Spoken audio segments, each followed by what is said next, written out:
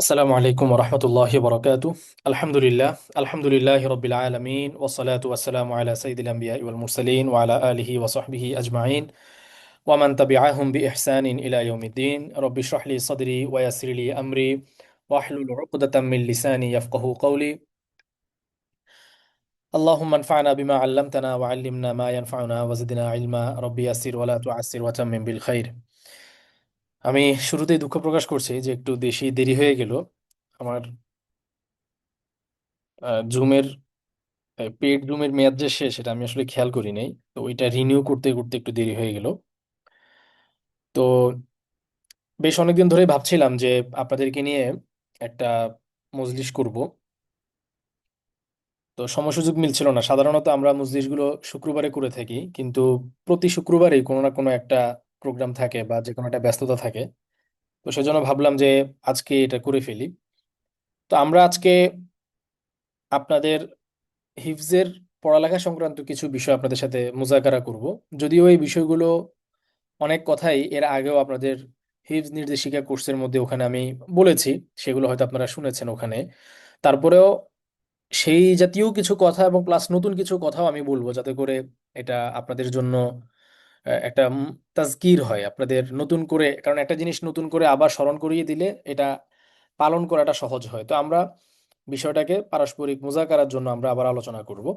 তবে মূল আলোচনায় যাওয়ার আগে আপনাদেরকে যেটা জানাতে চাই সেটা হচ্ছে যে আপনারা হয়তো ইতিমধ্যে জেনেছেন যে আমরা আমাদের ই ক্যাম্পাসের মধ্যে আপনাদের হিফজের জন্য একটা আলাদা বেশ কিছু বিষয় অন্তর্ভুক্ত করেছি। আমি যদি একটু স্ক্রিন শেয়ার করে আপনাদেরকে দেখাই, সেটা হচ্ছে যে আপনাদের জন্য এখানে এখন বর্তমানে আমাদের উস্তাজরা যারা আছেন তারা কিন্তু আপনাদের নিয়মিত পড়ার মানে প্রতিদিন আপনারা যে যে পড়াগুলো শুনান সেই পড়ার রিপোর্ট আপনাদের কাছ থেকে তারা নেন আশা করি। এবং সেই রিপোর্ট অনুপাতে হচ্ছে তারা এই তথ্যগুলোকে আমাদের এই ক্যাম্পাসে কিন্তু এন্ট্রি করেন। এবং মাস শেষে দেখা যাচ্ছে যে একজন স্টুডেন্ট সে রিপোর্টের মধ্যে দেখতে পাবে যে সে আসলে উম, কতদিন, সারা মাসে সে কতদিন পড়েছে, সবক সে কতটুকু শুনিয়েছে, সাত সবক আমুক্তা বা দৈনিক তেলাওয়াত সে সারা মাসে কতটুকু করেছে, এই ধরনের রিপোর্টগুলো সে নিজেই প্রতি মাসে দেখতে পারবে। তো আপনারা যেটা করবেন সেটা হচ্ছে, এখন টিচাররা তো হচ্ছে রিপোর্টগুলো আপনাদের কাছ থেকে নিবে।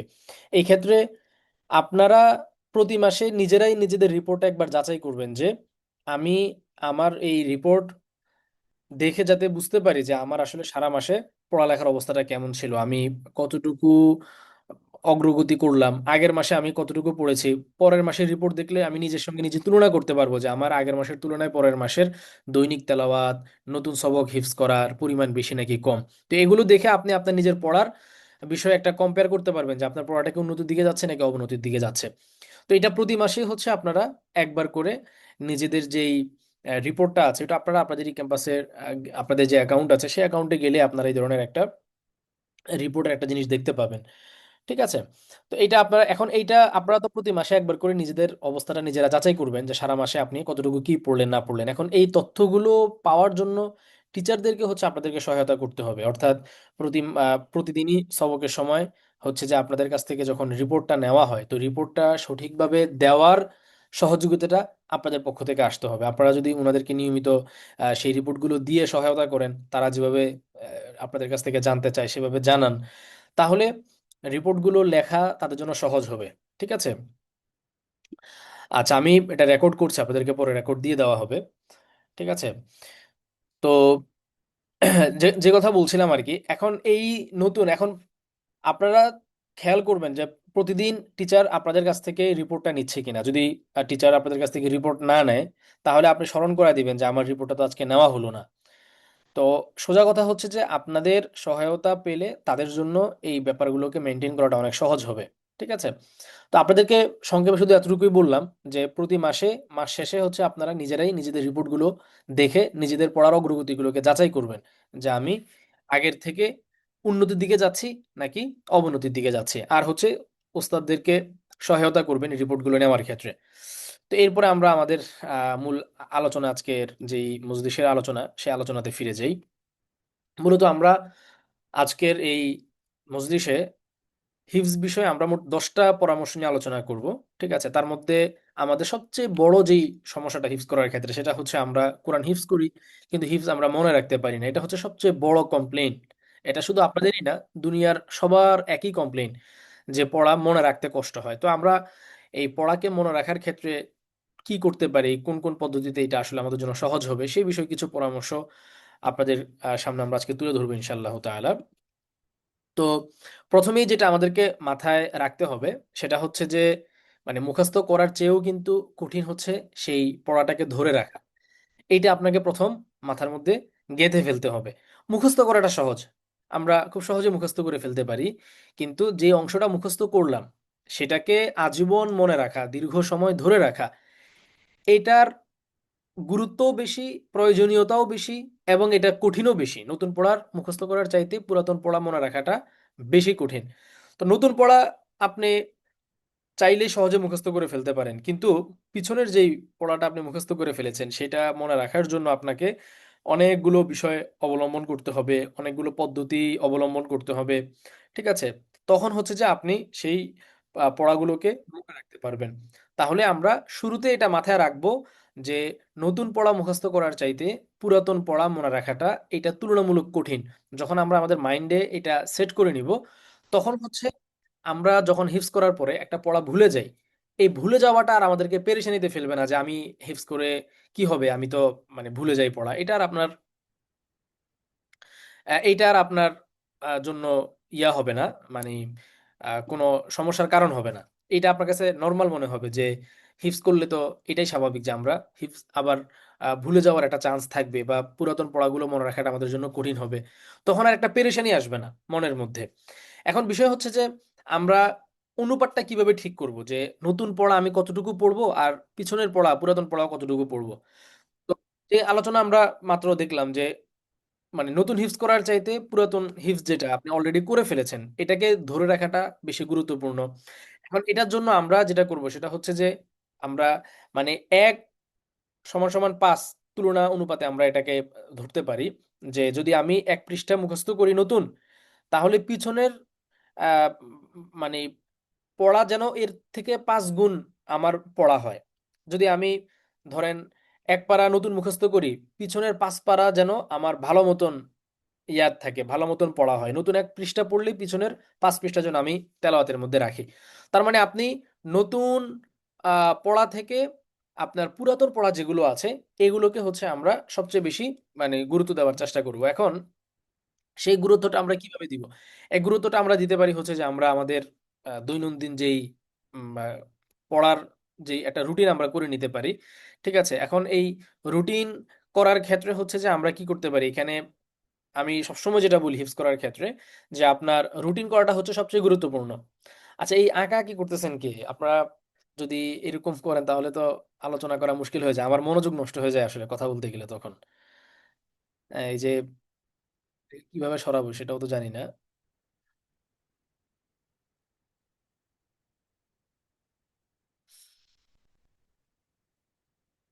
আচ্ছা, এরকম না করলে আমার মনে হয় ভালো হয়। হ্যাঁ, এরকম না করলেই ভালো হয়।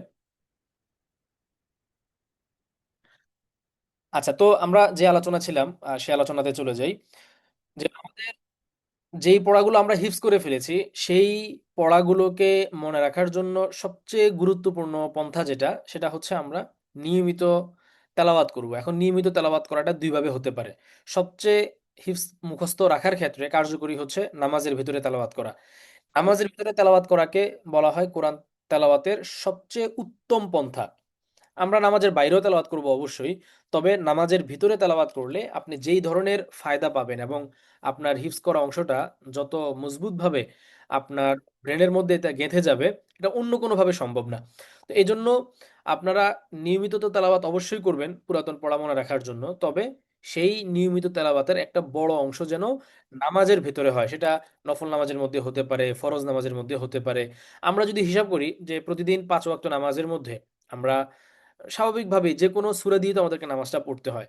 তো সূরা দিয়ে পড়তে হয়। সেই ক্ষেত্রে আপনি ছোট, ছোট সূরা দিয়ে না পড়ে যদি আপনার যেই হিফজকৃত অংশটা আছে, সেই অংশ দিয়ে যদি আপনি নামাজ পড়েন, তাহলে নামাজে কোরআন তেলাওয়াত করার জন্য আলাদা কোনো সময় আপনাকে আর বের করতে হচ্ছে না। ফজরের যদি আমরা শুধু ফরজটাও ধরি, ফজরের নামাজের 2 রাকাত, যোহরের 4 রাকাত, 6 রাকাত, তারপরে আসরের 4 রাকাত, 10 রাকাত, এরপরে আপনার এশার সময় মাগরিবের আছে 3 রাকাত, ঠিক আছে, এরপরে এশার সময় আছে।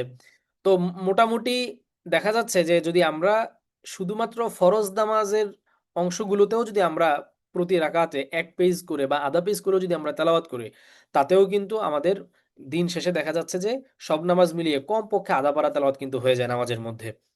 তো এইটা আপনারা চেষ্টা করবেন যে ফরজ নামাজ যেই রাকাতগুলোতে সূরা ফাতিহার সঙ্গে অন্য সূরা মিলাতে হয়, সেগুলোতে আপনি ছোট ছোট সূরা না মিলিয়ে আপনি আপনার হিফজ করা অংশের সূরাগুলোকে আপনি মিলিয়ে পড়েন। এতে করে দুইটা কাজ হবে, এক হচ্ছে আপনার নামাজের মধ্যে তেলাওয়াত করার কাজটাও হয়ে যাবে, আপনার সময়ও সেভ হবে। অনেক সময় আছে আমরা নামাজের মধ্যে তেলাওয়াত করতে পারি না এই জন্য যে নফল নামাজে লম্বা সময় দাঁড়িয়ে থেকে কোরআনের তেলাওয়াত করব সেই সময় আমাদের হয়ে ওঠে না, যেহেতু আমরা অনেক বেশি ব্যস্ত, কোরআনকে সময় দিব এরকম সময় আমাদের থাকে না। যদিও মোবাইল স্ক্রলিং করার জন্য অনেক সময় থাকে আমাদের, তারপরে আড্ডা দেওয়ার জন্য, গল্প করার জন্য, বাইরে ঘুরতে যাওয়ার জন্য অনেক সময় থাকে আমাদের, কিন্তু আপনি নামাজে দাঁড়িয়ে 5 পৃষ্ঠা তেলাওয়াত করব, 10 পৃষ্ঠা তেলাওয়াত করব, এর জন্য সময় আমাদের থাকে না।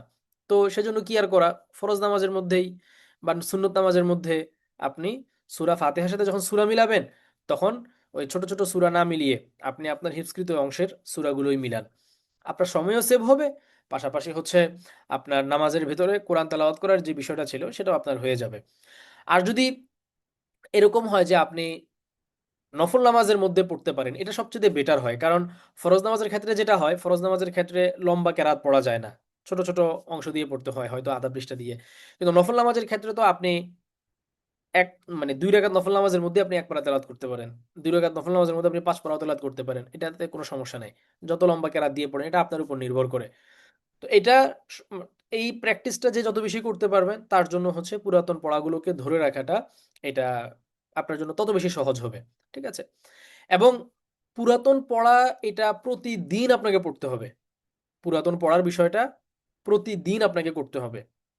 এখন যার যতটুকু সময় কুলায় সে ততটুকু করবেন, ঠিক আছে, কিন্তু এটা যেন প্রতিদিন হয় আপনার, এটা মাথায় রাখবেন, ঠিক আছে। আর অনেক সময় আছে আমরা পুরাতন পড়া পড়তে গিয়ে শুধু ওই যে চোখ বুলাই আর কি, চোখ বুলাবেন না, বরং মুখে উচ্চারণ করে আওয়াজ করে তেলাওয়াত করার চেষ্টা করবেন। শুধু আপনি মুখে মুখে যদি উচ্চারণ না করে শুধু কোরআন শরীফের দিকে তাকিয়ে থাকলেন, অনেকে আছে এইভাবে তেলাওয়াত করে যে কোরআন খুলে তারপরে কোরআনের যে পৃষ্ঠাগুলো আছে পৃষ্ঠাগুলোর দিকে তাকিয়ে তাকিয়ে থাকে। তো এইভাবে করার মাধ্যমে আপনার ওইভাবে আমাদের জেহেনের মধ্যে এটা গেঁথে যায় না, যেভাবে হচ্ছে আমরা যদি মুখে উচ্চারণ করে পড়ি তাহলে গাঁথে। কারণ আমাদের দেখেন, আপনি যখন মুখে উচ্চারণ করছেন এখানে আপনার মুখ কাজ করছে, এখানে আপনি মুখ দিয়ে যে আওয়াজ বের হচ্ছে সেটা আপনার কানে যাচ্ছে, কানের মধ্যে এটা কানে পড়ছে, ফলে আপনার এখানে মুখ ব্যবহার হচ্ছে, আপনার কান ব্যবহার হচ্ছে, এবং এই ডবল, এবং আপনার জিহ্বা হচ্ছে এখানে এটাকে উচ্চারণ করছে।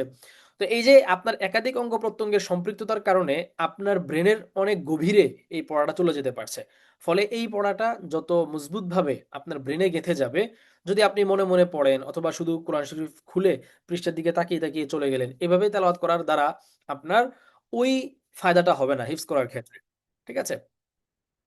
আচ্ছা, এরপরে আমরা মানে আরেকটা কাজ যেটা অবশ্যই করব সেটা হচ্ছে যে একজন সাথী আমরা ঠিক করব যার কাছে হচ্ছে যে নিয়মিত পিছনের পড়াগুলা শোনাবো।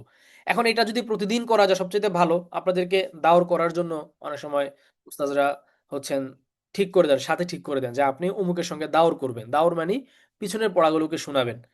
তো এটা যদি আপনারা প্রতিদিন করতে পারেন এটা তো আপনার জন্য সবচেয়ে ভালো। এটা, এবং এটা উস্তাদরাও আশা করি এটা আপনাদেরকে তাগাদা দেন যে এটা প্রতিদিন আপনারা করবেন। এবং উস্তাদদের কাছে তো আর আপনারা সারাদিন পড়াশোনা নিতে পারবেন না বা এত লম্বা সময় পাওয়াও যায় না। এক্ষেত্রে সবচেয়ে বেটার হচ্ছে আপনি আপনার উস্তাজের কাছে বা আপনার উস্তাজার কাছে যারা পড়ে তাদের থেকে যে কোনো একজনকে আপনি নির্বাচন করে নিবেন। এখন সেক্ষেত্রে আপনি যদি কাউকে খুঁজে না পান, আপনি ওস্তাদকেই বলতে পারেন যে আমাকে একজন ঠিক করে দেন যার সঙ্গে আমি দাওর করব। দাওর মানে আপনি আপনার পিছনের পড়াগুলো তাকে শোনাবেন, সে তার পড়াগুলো আপনাকে শোনাবে। এভাবে দুজন দুজনকে শোনাশুনি করবেন। তো এটা হচ্ছে পড়া ইয়াদ থাকার ক্ষেত্রে অনেক গুরুত্বপূর্ণ একটা ব্যাপার যে একজন আরেকজনকে শোনাশুনি করবেন। বিশেষভাবে আমাদের সপ্তাহের বৃহস্পতিবার যে দিনটা আছে, বৃহস্পতিবার দিনে সবিনার আয়োজন থাকে, ওই দিন পিছনের পড়া একজন আরেকজনকে শোনানোর একটা বিষয় থাকে। তো এই সবিনাগুলোকে অনেকে গুরুত্ব দেয় না, কিন্তু পিছনের পড়া মনে রাখার ক্ষেত্রে সবিনা হচ্ছে যে খুবই গুরুত্বপূর্ণ। এটা আপনারা বাদ দিবেন না, এটাও নিয়মিত করার চেষ্টা করবেন। এরপরে হচ্ছে যে আপনার কোরআন শরীফ, আমি সবসময় আপনাদেরকে বলি যে হিফজ করার ক্ষেত্রে আপনাদের মধ্যে অনেকেই আছে যারা মোবাইল ব্যবহার করে হিফজ করেন, অর্থাৎ মোবাইল থেকে দেখে দেখে তেলাওয়াত করে হিফজ করেন। এটা সবচেয়ে বড় ক্ষতি যেটা, সেটা হচ্ছে আপনার জেহেনের মধ্যে কোনো একটা দৃশ্য গভীরভাবে গেঁথে যায় না। আপনি যখন মুসহাফ থেকে, মুসহাফ মানে হচ্ছে যেটা মানে কাগজে লেখা ছাপা কোরআন যেটা, এই ছাপা কোরআন থেকে যখন আপনি হিফজ করবেন, তখন হিফজের ক্ষেত্রে ওই ছাপা পৃষ্ঠাটার একটা চিত্র আপনার মাথায় স্ক্যান হয়ে যাবে। মোবাইলের ক্ষেত্রে এটা অতটা হয় না। এটা আপনারা নিজেরাই পরীক্ষা করে দেখতে পারেন। আপনি মোবাইলে পিডিএফ থেকে যখন পড়েন অথবা যে কোনো একটা অ্যাপস থেকে যখন আপনি আয়াতগুলোকে মুখস্থ করছেন, তখন মুখস্থটা হচ্ছে শুধুমাত্র একটা কবিতা মুখস্থ করার মতন। অর্থাৎ আমরা একটা কবিতা যখন মুখস্থ করি, তখন কবিতাটা বইয়ের যেই পাতার মধ্যে লেখা, সেই পাতার কোনো দৃশ্য আমাদের ব্রেনে কিন্তু স্ক্যান হয় না। আমরা এটা আমাদের জেহেনের মধ্যে এমনভাবে গেঁথে যায় যে আমরা এটাকে এক লাইনের পর আরেক লাইন আবৃত্তি করতে পারি, অটোমেটিকলি চলে আসে। কিন্তু হিফজ করার ক্ষেত্রে এইটা যথেষ্ট না। হিফজ করার ক্ষেত্রে যেহেতু আমরা কবিতা তো একটা দুইটা মুখস্থ করি, কিন্তু হিফজের ক্ষেত্রে তো আর আমি এক দুই আয়াত মুখস্থ করছি না বা এক দুই পৃষ্ঠা মুখস্থ করছি না, এখানে আমি অনেকটুকু অংশ মুখস্থ করছি। যার কারণে মানে মুখস্থ করার সময় ওই যে পেজ যেটা আছে, যে পেজ আমি মুখস্থ করছি, সেই পেজটা আমার মানে চোখের সামনে ভাসতে থাকা, এটা খুবই গুরুত্বপূর্ণ। এটা খুবই গুরুত্বপূর্ণ।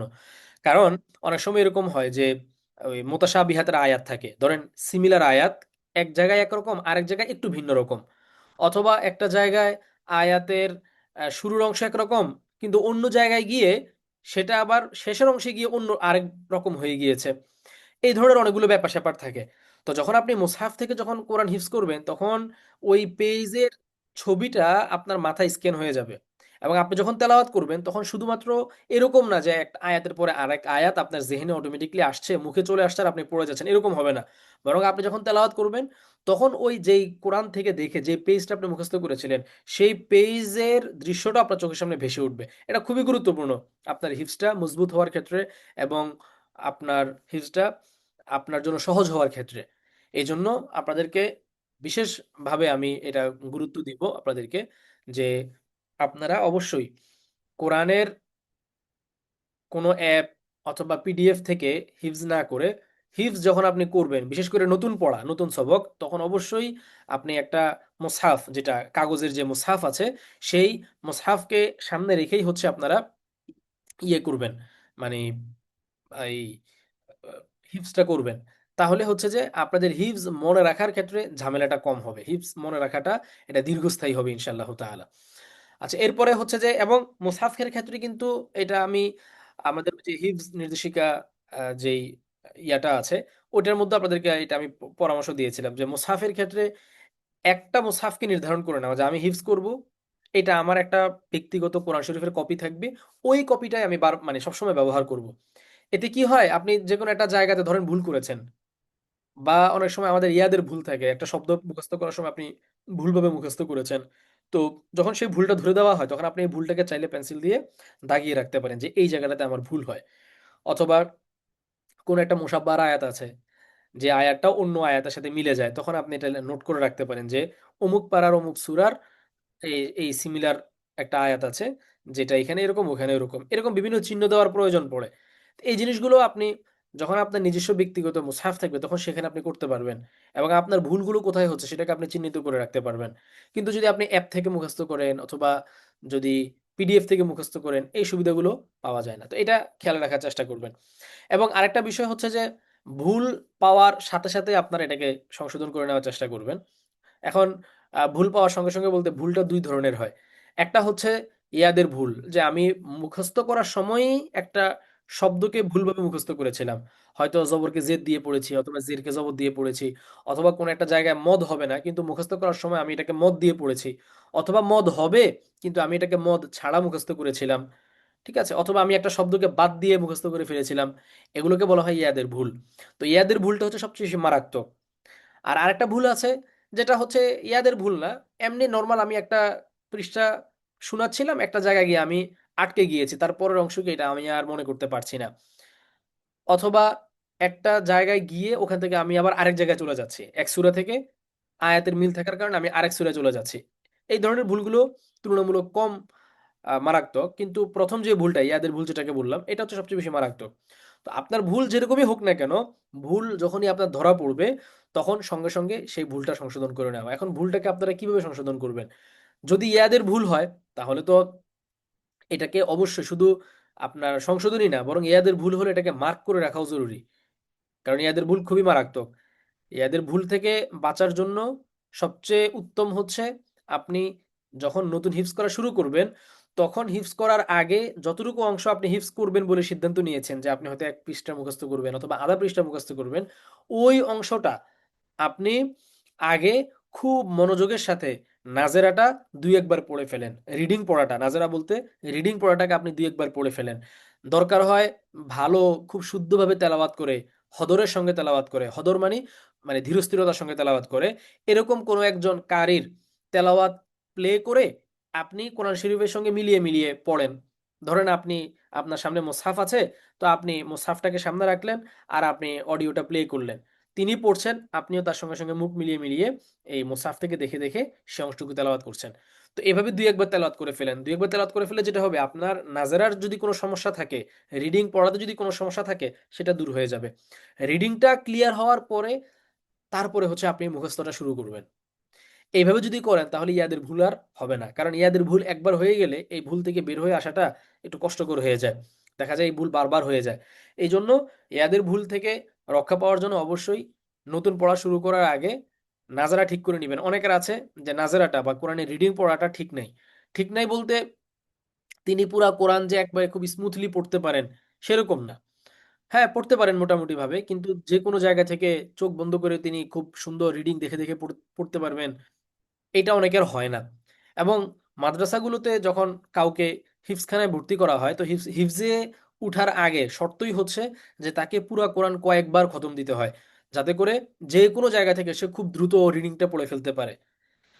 তখন হচ্ছে হিফজ করাটা তার জন্য অনেক সহজ হয়ে যায়। এখন আপনাদের মধ্যে অনেকেই আছেন যে তাদের রিডিং পড়ার অবস্থাটা এই মানের না, যে আপনি কোরআনের যে কোনো একটা জায়গায় খুলে দিলেই আপনি অনর্গল সেখান থেকে তেলাওয়াত করে যেতে পারবেন দেখে দেখে। সবার অবস্থা কিন্তু এরকম না। তেলাওয়াত হয়তো ভালো, কিন্তু পুরো কোরআন এইভাবে ২-৩-৪ বার নাজারা শেষ করা, দেখে দেখে রিডিং পড়া শেষ করার ইয়া হয় নাই, সুযোগ হয় নাই। অনেকেই আপনাদের মধ্যে এরকম আছেন। তো যার ফলে তাদেরই সমস্যাগুলো বেশি হয়। তো এই ক্ষেত্রে আপনারা অবশ্যই এটা করবেন। বিশেষ করে যাদের এই ধরনের সমস্যা আছে, যে আপনি পুরো কোরআন ২-৩ বার রিডিং খতম দেন নাই, আপনারা অবশ্যই নতুন পড়া শুরু করার আগে এই কাজটা করে নিবেন। নাজারাটা বা রিডিং পড়াটা দেখে দেখে আগে খুব সতর্কতার সাথে নিজে নিজে ২-৪ বার পড়বেন। তারপরে হচ্ছে হিফজ শুরু করার দিকে যাবেন। হিফজ শুরু করার দিকে যাবেন বলতে মানে মুখস্থটা শুরু করবেন। ধরেন আজকে আপনি হয়তো ৩০ নং পারার সূরা নাজিআত মুখস্থ করবেন। তো প্রথমে সূরা নাজিআতের যে যতটুকু অংশ মুখস্থ করবেন বলে আপনি সিদ্ধান্ত নিয়েছেন, পুরো সূরা তো আর আপনি হয়তো একসঙ্গে মুখস্থ করবেন না।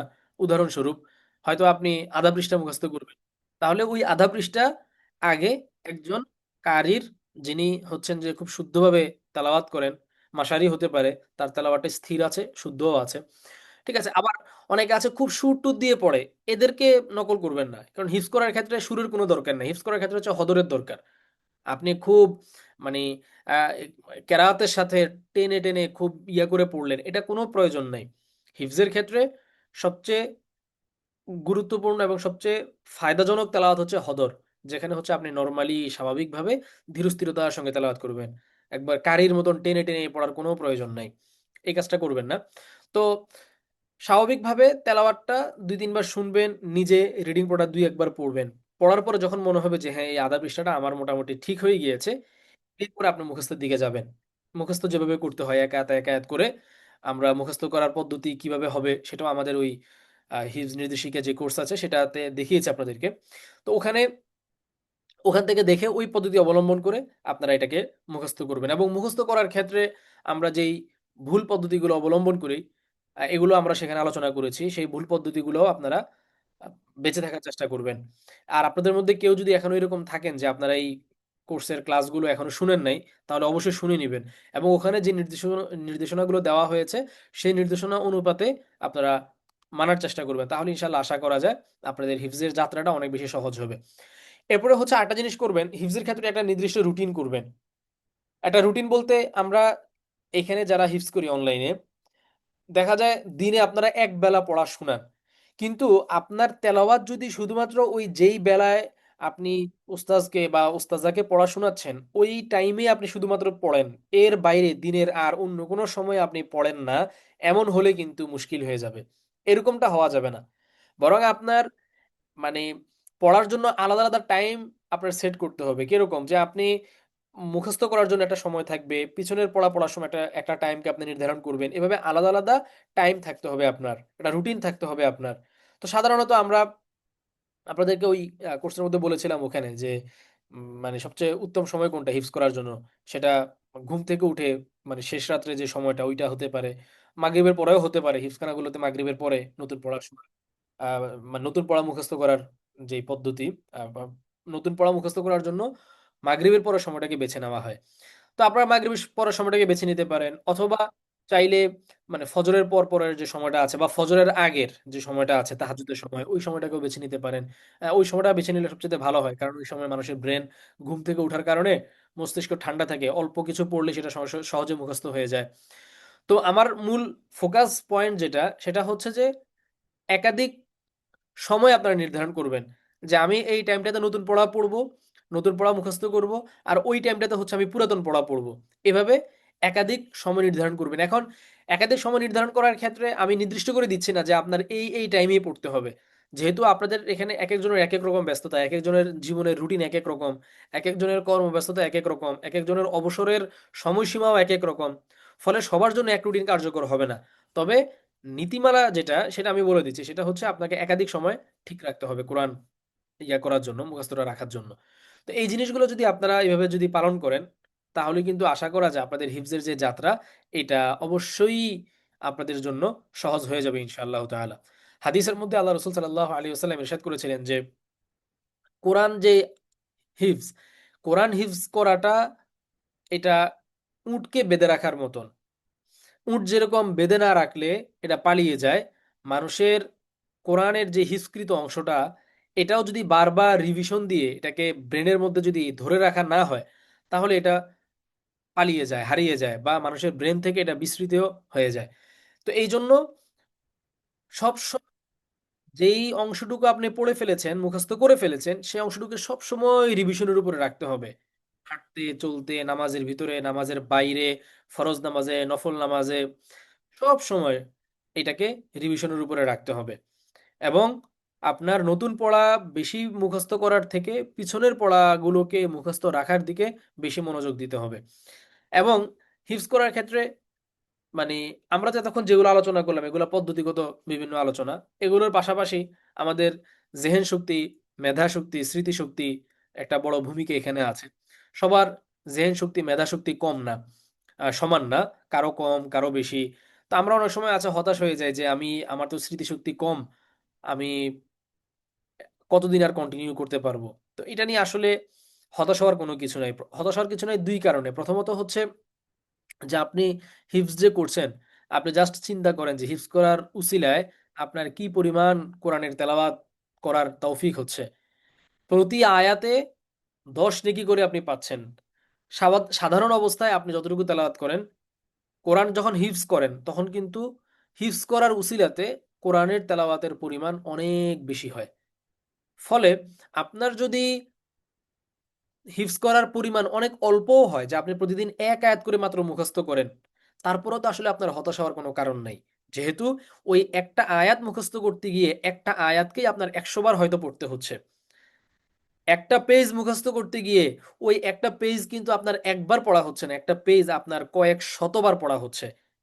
তার মানে আপনার অন্য সময় হয়তো আপনি এক পেজই পড়তেন, আর এখন হেফজ করতে গিয়ে ওই একই পেজকে আপনার কয়েক শতবার পড়া হচ্ছে। তার মানে আপনার তেলাওয়াতের পরিমাণ কত বৃদ্ধি পাচ্ছে। আর এক এক হরফে যদি ১০ নেকি হয়, তাহলে আপনার তেলাওয়াতের পরিমাণ যত বৃদ্ধি পাচ্ছে, এর সাথে সাথে আপনার কিন্তু নেকির পরিমাণও বৃদ্ধি পাচ্ছে। তাহলে আপনার লসটা কোথায়? আমি তো লস দেখি না। হ্যাঁ, আপনার তেলাওয়াতের পরিমাণ বাড়ছে, হয়তো মুখস্থের পরিমাণটা কম হচ্ছে আপনার। কিন্তু আপনার নেকির কথা বলেন, তেলাওয়াতের পরিমাণের কথা বলেন, এইগুলো কম হচ্ছে না। কারণ হয়তো আপনার মুখস্থ করেছেন 1 পেজ, কিন্তু আপনার নর্মালি 100 পেজ মুখস্থ করা আর 1 পেজকে 100 বার পড়া, মনে করেন একজন একবার পড়লেই তার মুখস্থ হয়ে যায়। তো সে 100 বার, মানে সে 100 পেজ মুখস্থ করেছে 100 বার পড়ে। আর আপনার 1 পেজ মুখস্থ করতে 100 বার পড়া লাগে, তো আপনি 1 পেজই মুখস্থ করেছেন শুধু, কিন্তু সেটাকে আপনি 100 বার পড়েছেন। এখন আমরা যদি বাহ্যিক দৃষ্টিতে তাকাই, তাহলে আপনার হিফজের পরিমাণ মাত্র 1 পেজ, আর আরেকজনের হিফজের পরিমাণ 100 পেজ। বাহ্যিকভাবে দেখতে মনে হয় তার হিফজের পরিমাণ অনেক বেশি আর আপনার কম। এটা বাহ্যিক তুলনায় ঠিক আছে, কিন্তু আমরা আরেক দিকে যদি লক্ষ্য করি, যে তিনি 100 পেজ মুখস্থ করেছেন 100 বারে পড়ে, আর আপনি 1 পেজ মুখস্থ করেছেন 100 বারে পড়ে, তাহলে দেখা যাচ্ছে যে পরিমাণ তো সমানই হচ্ছে। দিন শেষে আমাদের নেকির জায়গায় যদি আমরা যাই, দেখা যাবে যে উভয়ের নেকির পরিমাণ তো সমানই। কারণ তার তেলাওয়াতের পরিমাণ যতটুকু, আপনার তেলাওয়াতের পরিমাণও ততটুকু। নেকির দিক থেকে উভয় বরাবর।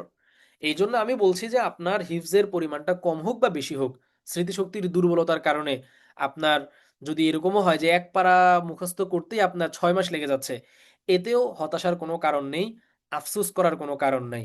যেহেতু আপনার এর ভেতর দিয়ে যে পরিমাণ তেলাওয়াত হয়ে যাচ্ছে, এর নেকি তো আপনি পেয়ে যাচ্ছেন। আর কোরআনের তেলাওয়াতের অন্যান্য যে ফায়দাগুলো আছে, যে অন্তরের মধ্যে একটা আলাদা প্রশান্তি লাভ করা, তারপরে সব কাজে কর্মের মধ্যে বরকত আসা, একটা নূর অনুভব হওয়া, এই জাতীয় যত রকমের ফায়দা আছে সকল ফায়দা তো আমরা পাচ্ছি। ফলে আপনাদের কারোই হিফজ নিয়ে হতাশ হওয়ার কোনো দরকার নেই।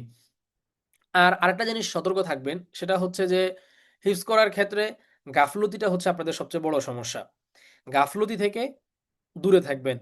আপনারা, এটা আপনাদের ব্যাপারে অভিযোগ আছে। এটা শুরুতেই আমি আলোচনা করতাম, আমার মনে ছিল না। সেটা হচ্ছে যে আপনারা অনেকেই মন মতন ছুটি কাটান। মন মতন ছুটি কাটান, আপনারা আগে থেকে ছুটি নেন না। আপনাদেরকে এটা বারবার বলা হয়েছে যে আপনাদের যদি ছুটি নিতে হয়, তাহলে সেটা অবশ্যই আগে থেকে টিচারকে জানিয়ে তারপরে আপনারা ছুটিটা নিবেন। যেহেতু এখন আপনাদের ছুটির জন্য আলাদা ইয়া করা হয়েছে, যে কেউ যদি ছুটি নিতে চায়, তাহলে আপনার যে রিপোর্ট ইয়া আছে, সেই রিপোর্টের ওখানে ছুটি নেওয়ার আলাদা অপশন আছে, ওখানে লিখে দেওয়া হবে যে আপনার আজকে দিনটা ছুটি। কিন্তু আপনি ছুটি নিলেন না, কিছু করলেন না, একদিন পরে এসে বা 2 দিন পরে এসে বললেন যে আমার এই সমস্যা ছিল, সেই সমস্যা ছিল, তাই আমি 2 দিন উপস্থিত থাকতে পারি নাই। এটা খুব ভালো জিনিস না। আপনারা তো ছোট বাচ্চা না যে আপনাদেরকে বকাঝকা করা হবে বা আপনাদের উপরে কঠোরতা করা হবে।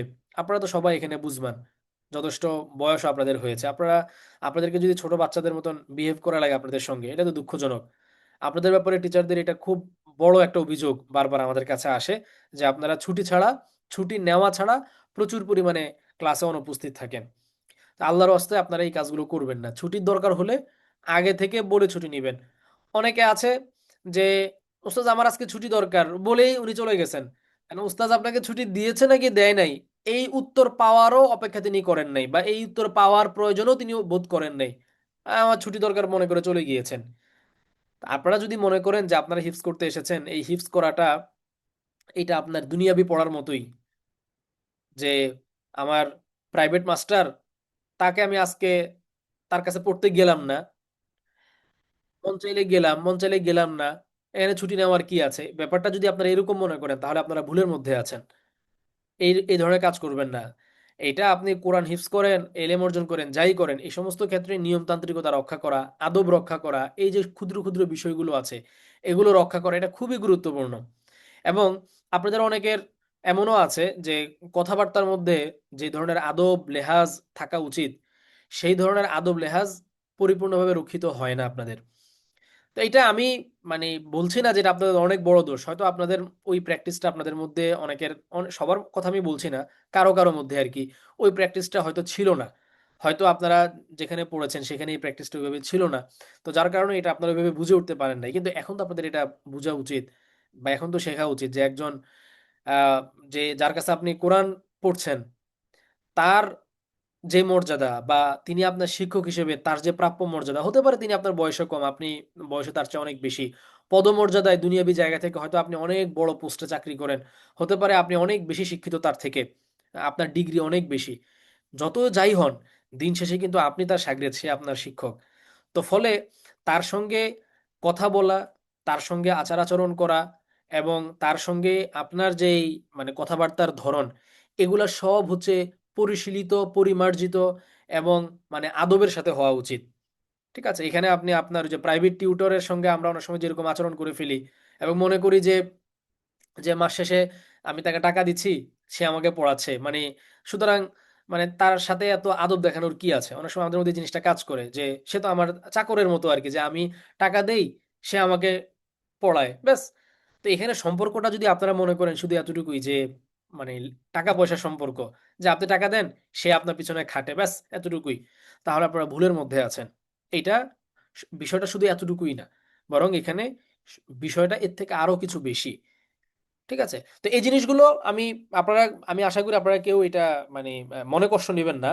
কারণ আমাদের উচিত যে আপনাদের কোনো ভুল থাকলে সেগুলো ধরিয়ে দেওয়া। আর আমি এটা স্পেসিফিক কাউকে বলছি না। আমি এটা আমভাবে বলছি। কারণ আপনাদের অনেক বিষয় প্রায় সময় আমাদের কাছে আসে বা আমরা তো উস্তাদের কাছ থেকে খবর নেই। হ্যাঁ, আমি উস্তাদ বলতে আমি উস্তাদ, উস্তাদ বারবার বলছি। কিন্তু এখানে উস্তাদ এবং উস্তাজা ২ উভয়ের কথাই আমি বলছি। মানে কি বলে? মানে টিচারদের কথাই আমি বলছি। যে তাদের কাছ থেকে তো আমরা খোঁজ খবর নেই। তো অনেক সময় অনেক কিছু আমাদের কানে আসে বা আমরা শুনতে পাই, জানতে পাই। তো এগুলো আমাদের মনে হয়েছে যে এগুলো নিয়েও আপনাদের সংশোধন করে দেওয়া উচিত। কারণ আপনারা পড়তে এসেছেন তো শুধু কোরআন হিফজ করা না। আমরা চাই যে আপনাদের কোরআন হিফজ করার পাশাপাশি আপনাদের আচার-আচরণ, কথাবার্তা, ব্যবহার এগুলো সবকিছু সুন্দর হয়ে যাক। এগুলোতেও যদি কোনো রকমের ত্রুটি থাকে সেগুলো শুধরে যাক, সেগুলো সুন্দর হয়ে যাক। সেই হিসেবে আমরা এই কথাগুলো আমভাবে বললাম। ব্যক্তি নির্দিষ্টভাবে কাউকে উদ্দেশ্য করে এখানে বলছি না। তো এই কারণে কেউ এটা ব্যক্তিগতভাবে নিবেন না, মনেও কষ্ট পাবেন না আশা করি। এটা সবার জন্য আমভাবে বলা। এই জিনিসগুলো আপনারা খেয়াল রাখার চেষ্টা করবেন। অনেক সময় টিচাররা আপনাদের আচরণে এরকম কষ্ট পান। ঠিক আছে? তো এই জিনিসগুলো করবেন না। উনারা যেই কথাগুলো বলবেন এগুলো মানার চেষ্টা করবেন। আপনারা আপনারা আমি জানি না আপনাদের মধ্যে মানে কারা মানে টিচিং প্রফেশনে আছেন বা পড়ানোর অভিজ্ঞতা আপনাদের আছে। স্টুডেন্টরা যখন কথা না শুনে একরকম বলে আরেক রকম করে। তো এটা যে একজন টিচারকে মানসিকভাবে কতটা যন্ত্রণা দেয়, এটা যারা টিচার তারা বুঝে। আপনাদের মধ্যে যদি কেউ এরকম টিচার থাকেন, তারাও এটা বুঝার কথা। যে ছাত্রদেরকে একটা কথা বললে যদি যেভাবে বলা হচ্ছে সেভাবে যদি না শুনে, এটা কতটা মনোবেদনার কারণ হয়ে দাঁড়ায়। তো এই জন্য আপনারা উনারা যেই নির্দেশনাগুলো আপনাদেরকে দেন, সেই নির্দেশনাগুলো আপনারা মেনে চলার চেষ্টা করবেন। এবং হিফজ করাটাকে আপনারা এত হালকাভাবে নিবেন না যে আমার আজকে মনে চাইলো তো আমি আজকে পড়া শোনালাম, আগামীকালকে মনে চাইলো না তো আমি পড়া শোনালাম না, আমার আজকে মনে চেয়েছে আমি একটু ঘুমাই, আজকে পড়া না শুনে আমি ঘুমিয়ে গেলাম, আগামীকাল মনে হয়েছে যে ঠিক আছে আজকে একটু ক্লাসে আসি, তো কালকে আমি ক্লাসে আসলাম। এইভাবে সিরিয়াসনেস ছাড়া গাফলতির সাথে কখনোই আপনার হিফজ এটা, হ্যাঁ হয়তো আপনি ২-৪ আয়াত মুখস্থ করতে পারবেন, কিন্তু খুব বেশি দূর আপনি অগ্রসর হতে পারবেন না। এরকম গাফলতি যাদের মধ্যে আছে তারা খুব বেশি দূর আগাতে পারবেন না। ২-৪ পৃষ্ঠা পড়ার পরে একসময় আপনি নিজেই পড়া ছেড়ে দিবেন। কারণ আপনার এভাবে গাফলুত আপনার মধ্যে বরকতহীনতা নিয়ে আসবে। গাফলতির সবচেয়ে বড় ক্ষতিকর যেটা জিনিস, সেটা হচ্ছে আপনার বরকতকে সেটা নষ্ট করে দিবে। ১ দিনের গাফলতি, ২ দিনের গাফলতি, ৩ দিনের গাফলতি। গাফলত যখন বাড়তে থাকবে, এটা আস্তে আস্তে আপনার থেকে বরকতকে সরিয়ে ফেলবে। তো বরকত সরতে একসময় আপনি দেখবেন আপনার নিজের মধ্যে এক ধরনের অবসাদ, বিষণ্ণতা, হতাশা, নিরাশা চলে আসবে। এবং আপনি আপনার মধ্যে তখন যে চিন্তাটা কাজ করবে, আমার পক্ষে মনে হয় হিফজ করা সম্ভব না। হিফজ করা আমি স্টপ করে দেই। আপনি স্টপ করে দিবেন। অথচ আল্লাহ তাআলা আপনাকে যেই মেধা দিয়েছেন, আপনাকে যেই জেহেন শক্তি দিয়েছেন এবং আপনাকে যে সময় দিয়েছেন, এটা সঠিক ব্যবহার করলে আপনার পক্ষে সম্ভব ছিল হিফজ করা এবং খুব ভালোভাবেই করা। কিন্তু শুধুমাত্র আপনার গাফলতি, সময়ের অপব্যবহার, এই ব্যাপারগুলো আপনাকে পিছিয়ে দিয়েছে এবং সেই পিছিয়ে পড়াটা আপনার মধ্যে হতাশা তৈরি করেছে। আর এই হতাশা তৈরি করাটা আপনাকে হিফজ করার যাত্রা থেকে আপনাকে ফেলে দিয়েছে। এখান থেকে আপনাকে সরিয়ে দিয়েছে।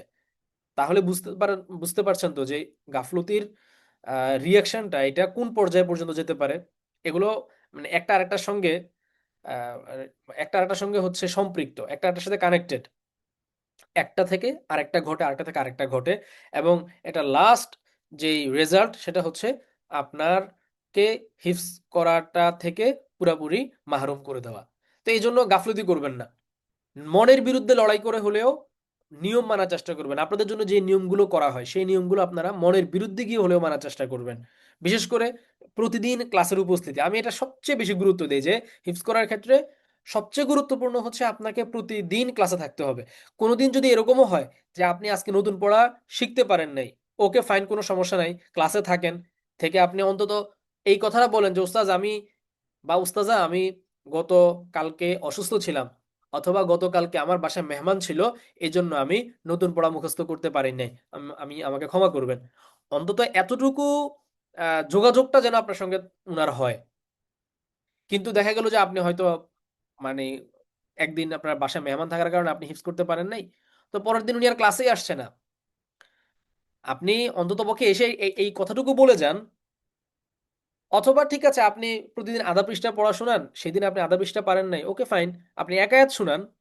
আপনার তো প্রতিদিন আধা পৃষ্ঠা শুনান বলে প্রত্যেক দিনই আধা পৃষ্ঠা শোনাতে হবে, এটা তো আপনাকে কেউ চাপিয়ে দেয় নাই, আপনাকে এটাকে কেউ বাধ্য করে নাই। যেদিন আপনি আপনার মেহমান থাকার কারণে আপনি পড়তে পারেন নাই, সেদিন আপনি এক আয়াত মুখস্থ করে ওই এক আয়াতই শুনান উস্তাজকে, যাতে করে আপনার যে নিয়মতান্ত্রিকতা, ধারাবাহিকতা, এটা যাতে ঠিক থাকে, এটাতে যাতে কোনো গ্যাপ না আসে। এতে করে ফায়দা কি হবে? ফায়দা হচ্ছে আপনার হিফজের মধ্যে আল্লাহ তাআলা বরকত দান করবেন। আল্লাহ রাব্বুল আলামিন কি দেখেন? এই যে বান্দার যে ধারাবাহিকতা, এইটা দেখে আল্লাহ তাআলা বরকত দান করেন। হাদিসের মধ্যে রাসূলুল্লাহ সাল্লাল্লাহু আলাইহি ওয়াসাল্লাম ইরশাদ করেছেন, মা আয়েশা রাদিয়াল্লাহু তাআলা আনহা যখন জিজ্ঞাসা করছেন যে আল্লাহ তাআলার কাছে সবচেয়ে প্রিয় আমল কোনটা? তখন আল্লাহ নবী বলেছেন যে মা দুইমা আলাইহি ওয়া ইন কাল্লা, যে আমলটা নিয়মিত করা হয় যদিও পরিমাণে অল্প। এই কারণে হিফজ আপনি একদিন একেবারে ৫ পৃষ্ঠা মুখস্থ করে শুনালেন, আর বাকি ৩ দিন কোনো খবর নাই। এটাতে আপনি কখনোই বরকত পাবেন না। এটা আল্লাহর কাছে প্রিয়ও না। আল্লাহর কাছে প্রিয় হইলো আপনি প্রতিদিন শুনান, অন্তত আধা পৃষ্ঠা করে শুনান। প্রতিদিন আপনি মুখস্থ করেন ২ আয়াত করে, ওকে ফাইন, ২ আয়াত করে প্রতিদিন মুখস্থ করেন। কিন্তু আপনি একদিন পড়লেন, আরেকদিন পড়লেন না।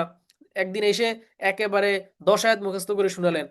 আর পরের দিন আপনি আর পড়লেনই না, মুখস্থই করলেন না। এইটা আল্লাহর কাছে প্রিয় না। আর আল্লাহর কাছে প্রিয় না হওয়ার কারণে এটাতে আপনি বরকতও পাবেন না। তো যাই হোক, আমার মানে সব কথার মূল কথা যেটা, এতক্ষণ ধরে লম্বা যে কথাগুলো বললাম সেগুলোর সার কথা হচ্ছে যে আপনারা নিয়মিত ক্লাসে উপস্থিত থাকবেন। গাফলতি করবেন না যে মন চাইলে আসলাম, মন চাইলে আসলাম না। আর কখনো যদি কারণবশত ছুটি নিতে হয়, তাহলে অবশ্যই মানে টিচার যে আছেন আপনার, ওস্তাদ যিনি আছেন বা ওস্তাদা যিনি আছেন, তার কাছ থেকে বলে তারপরে হচ্ছে এখান থেকে ছুটি নিবেন। তাহলে আপনার নিয়মতান্ত্রিকতাটা বহাল থাকবে এবং আপনি নিজেও চাইলেও গাফলতি করতে পারবেন না। কারণ আপনি নিজেই যদি এখন এটা আপনাদের বোঝা উচিত যে আমি তো এখানে অনলাইনে আমরা পড়ছি। অফলাইনে হইলে অনেক সময় অনেক কিছু কড়াকড়ি করা যায়। অনলাইনে আমি আপনাকে কোথায় পাবো? আমি আপনাকে হয়তো ২ টা কথা শুনাইতে পারি।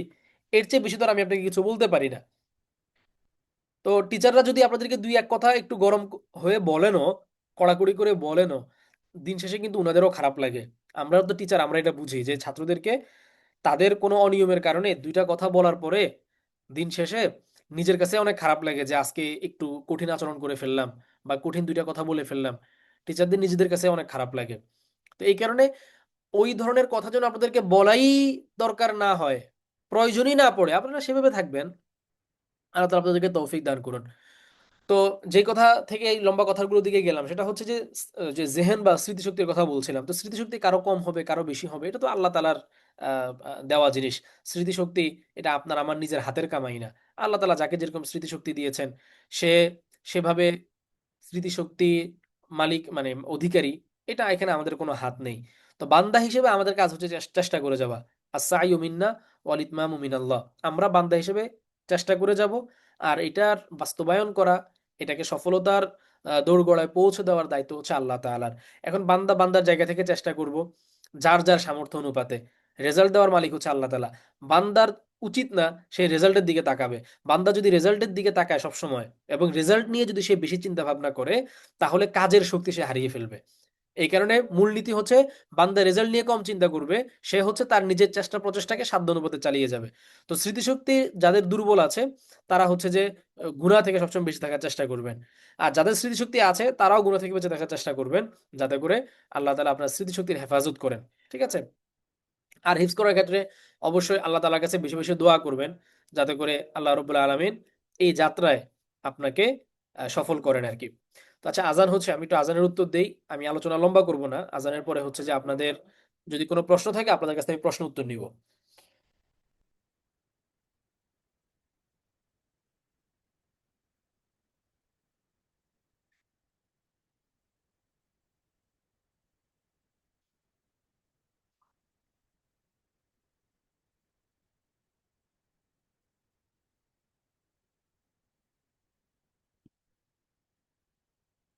আমি একটু প্রশ্নোত্তর পর্বে যাই। আপনাদের ভাইয়েরা যারা আছেন তারা যদি প্রশ্ন করতে চান, হাত তুললে আমি মাইকটা খুলে দিব। আর বোনেরা হচ্ছে একটু লিখিত আকারেই প্রশ্ন করেন, আমি লিখিত আকারে আপনাদের প্রশ্ন নেই। যেমন এক বোন বলেছেন যে আমার আরো মনে হয় উস্তাজা একটু বকাঝকা করলে বেশি ভালো হতো, তাহলে আগ্রহ কাজ করতো। এটা আপনারা আপনি বলছেন, এটা আপনাকে আমি সাধুবাদ জানাই। কিন্তু আপনাদের সব ছাত্রীদের মন মানসিকতা এক না। আমরা অতীতে এরকম হয়েছে যে কোনো কোনো ওস্তাজা একটু কঠোরতা করার কারণে এটা নিয়ে আমাদের পর্যন্ত বিচার আসে যে অমুক ওস্তাজা উনি একটু বেশি কঠোরতা করেন বা একটু বকাঝকা করেন, ঠিক আছে এরকম না করলে ভালো হতো, এভাবে কি হয় নাকি, ইত্যাদি ইত্যাদি। মানে এগুলো নিয়ে অভিযোগ এসেছে আমাদের কাছে ইতিপূর্বে। তো এখন আসলে আমরা তো বুঝি না যে, বা আগে থেকে জানা থাকে না যে কার ক্ষেত্রে কঠোরতা আরোপ করলে তিনি এটাকে সাধুবাদ জানাবেন এবং এটাকে পজিটিভলি নিবেন, আর কে হচ্ছে তার ইগোতে এসে লাগবে এবং এটা তার কাছে খারাপ লাগবে। আমরা তো আগে থেকে জানি না। তো এই কারণে ওস্তাজরা একটা সীমার মধ্যে থেকে যতটুকু না হলেই নয় অতটুকু কঠোরতা করার বা অতটুকু হয়তো বকা দেওয়ার চেষ্টা করেন, এর বেশি না। ঠিক আছে, তো আপনি বলছেন হয়তো আপনার মানে আপনার মধ্যে এটা নেওয়ার সেই ক্ষমতাটা আছে, কিন্তু এই ক্ষমতাটা সবার থাকে না। ঠিক আছে, তো এটাও মাথায় রাখতে হবে। এখন যখন একটা নির্দেশনা যখন দেওয়া হয় বা একটা পন্থা যখন অবলম্বন করা হয়, তখন আসলে সবার অবস্থা বিবেচনা রেখেই তারপরে করতে হয়। আজকে আপনার এই কথা ধরে যদি উনারা খুব এরকম অনেক বেশি কঠোরতা করেন, বকাঝকা করেন, তাহলে আপনার হয়তো ভালো লাগবে যে আমি তো এটাতে আমার ফায়দা হচ্ছে, কিন্তু আরেকজন এটাকে ভালোভাবে নিবে না। তার ইগোতে লেগে যাবে অথবা সেটাতে মন খারাপ করবে। তো এগুলো আগে আমাদের কাছে রিপোর্টে, আমরা তো আপনাদের কাছ থেকে মাঝে মাঝে রিপোর্ট নেই। তো সেই রিপোর্টে এই ব্যাপারগুলো এসেছে কখনো কখনো। আচ্ছা, প্রতিদিন নিয়মিত থাকবো, কোনো না কোনো বাহানা আসেই, এই ধোঁকা থেকে কিভাবে মুক্তি পাবো? বাসার পরিবেশও অনেক ইফেক্ট করে। এখানে দেখেন মানুষের যেই ইচ্ছাটা, এটা সবচেয়ে গুরুত্বপূর্ণ। তো আপনার কোনো না কোনো বাহানা তো প্রতিদিন আসেই। আপনি মানে একেবারে আজম বিল জজম করবেন, আজম বিল জজম মানে একবারে দৃঢ় প্রতিজ্ঞা করবেন যে বাহানা আসলেও আমি সেই বাহানাকে পাত্তা দিব না, আমি অবশ্যই প্রতিদিনের পড়া প্রতিদিন আমি পড়বো। প্রতিদিন আমি যেই হিফজের ক্ষেত্রে আমার যে রুটিন, সেই রুটিনটা আমি মেনে চলবো। প্রতিদিন আমি এক আয়াত করে হলেও মানে নতুন পড়া মুখস্থ করব, পিছনের পড়া আমি উস্তাদকে শোনাবো। এইভাবে যদি বাহানা আসলেও সেটাকে পাশ কাটিয়েও যদি আপনি করতে পারেন একবার দুইবার তিনবার, একসময় দেখবেন এই বাহানা আর আপনার পড়ার ক্ষেত্রে বাধা হয়ে দাঁড়াবে না ইনশাল্লাহ তাআলা। আর বাসার পরিবেশে অনেক ইফেক্ট করে। বাসার পরিবেশ স্বাভাবিক, আমাদের এখানে সবার বাসার পরিবেশ একরকম হবে না, এটাই স্বাভাবিক। তো এই প্রতিকূলতার সাথে লড়াই করেই তো আমাদেরকে এগিয়ে যেতে হবে, ঠিক না? এবং দেখেন, যার বাসার পরিবেশ যত বেশি প্রতিকূল, তার সংগ্রামটাও তত বেশি। যার কারণে তার মর্যাদা এবং তার যেই রিওয়ার্ড আল্লাহর পক্ষ থেকে, এটাও কিন্তু বেশি। আপনাকে এটা মাথায় রাখতে হবে। এখন যদি বাসার পরিবেশের কারণে আপনি যদি ইফেক্টেড হয়ে যান, তাহলে তো আসলে আপনার আল্লাহর কাছে বেশি মর্যাদাশীল হওয়ার যে একটা সুযোগ, সেটা তো আর আপনি পেলেন না। আপনার আল্লাহর কাছে বেশি মর্যাদাবান হওয়ার, বেশি নেকি পাওয়ার, আপনার সম্মান আল্লাহর কাছে বাড়ার তো মাধ্যমই এটা যে আপনি অন্য আর 10 জনের মতন না। আপনি অনেক বেশি প্রতিকূলতার ভিতরে, অনেক বেশি আপনার এই ধরনের প্রতিকূল পরিস্থিতিকে পাড়ি দিয়ে তারপর আপনি হিস্ট্রিকে কন্টিনিউ করছেন। তো এই জিনিসগুলো মাঝে মাঝে চিন্তা করবেন ঠান্ডা মাথায়, তাহলে দেখবেন যে যত প্রতিকূলতাই থাকুক না কেন, কোনো না যত রকমের প্রতিবন্ধকতাই আসুক না কেন, আপনার হিফজের যাত্রাটা অব্যাহত থাকবে ইনশাআল্লাহ তাআলা। আচ্ছা, এরপরে আরেক বোন জিজ্ঞাসা করছেন, স্যার কিচেনে রান্না বান্নার কাজ করতে করতে যদি হিফজকৃত অংশটা অডিও শুনি, মাঝে মাঝে নিজেও মিলিয়ে তেলাওয়াত করলাম, আবার মাঝে মাঝে আমল অমনোযোগী হয়ে গেলাম, এমন হলে কি গুনাহ হবে? এভাবে তেলাওয়াত শোনা কি ঠিক হবে?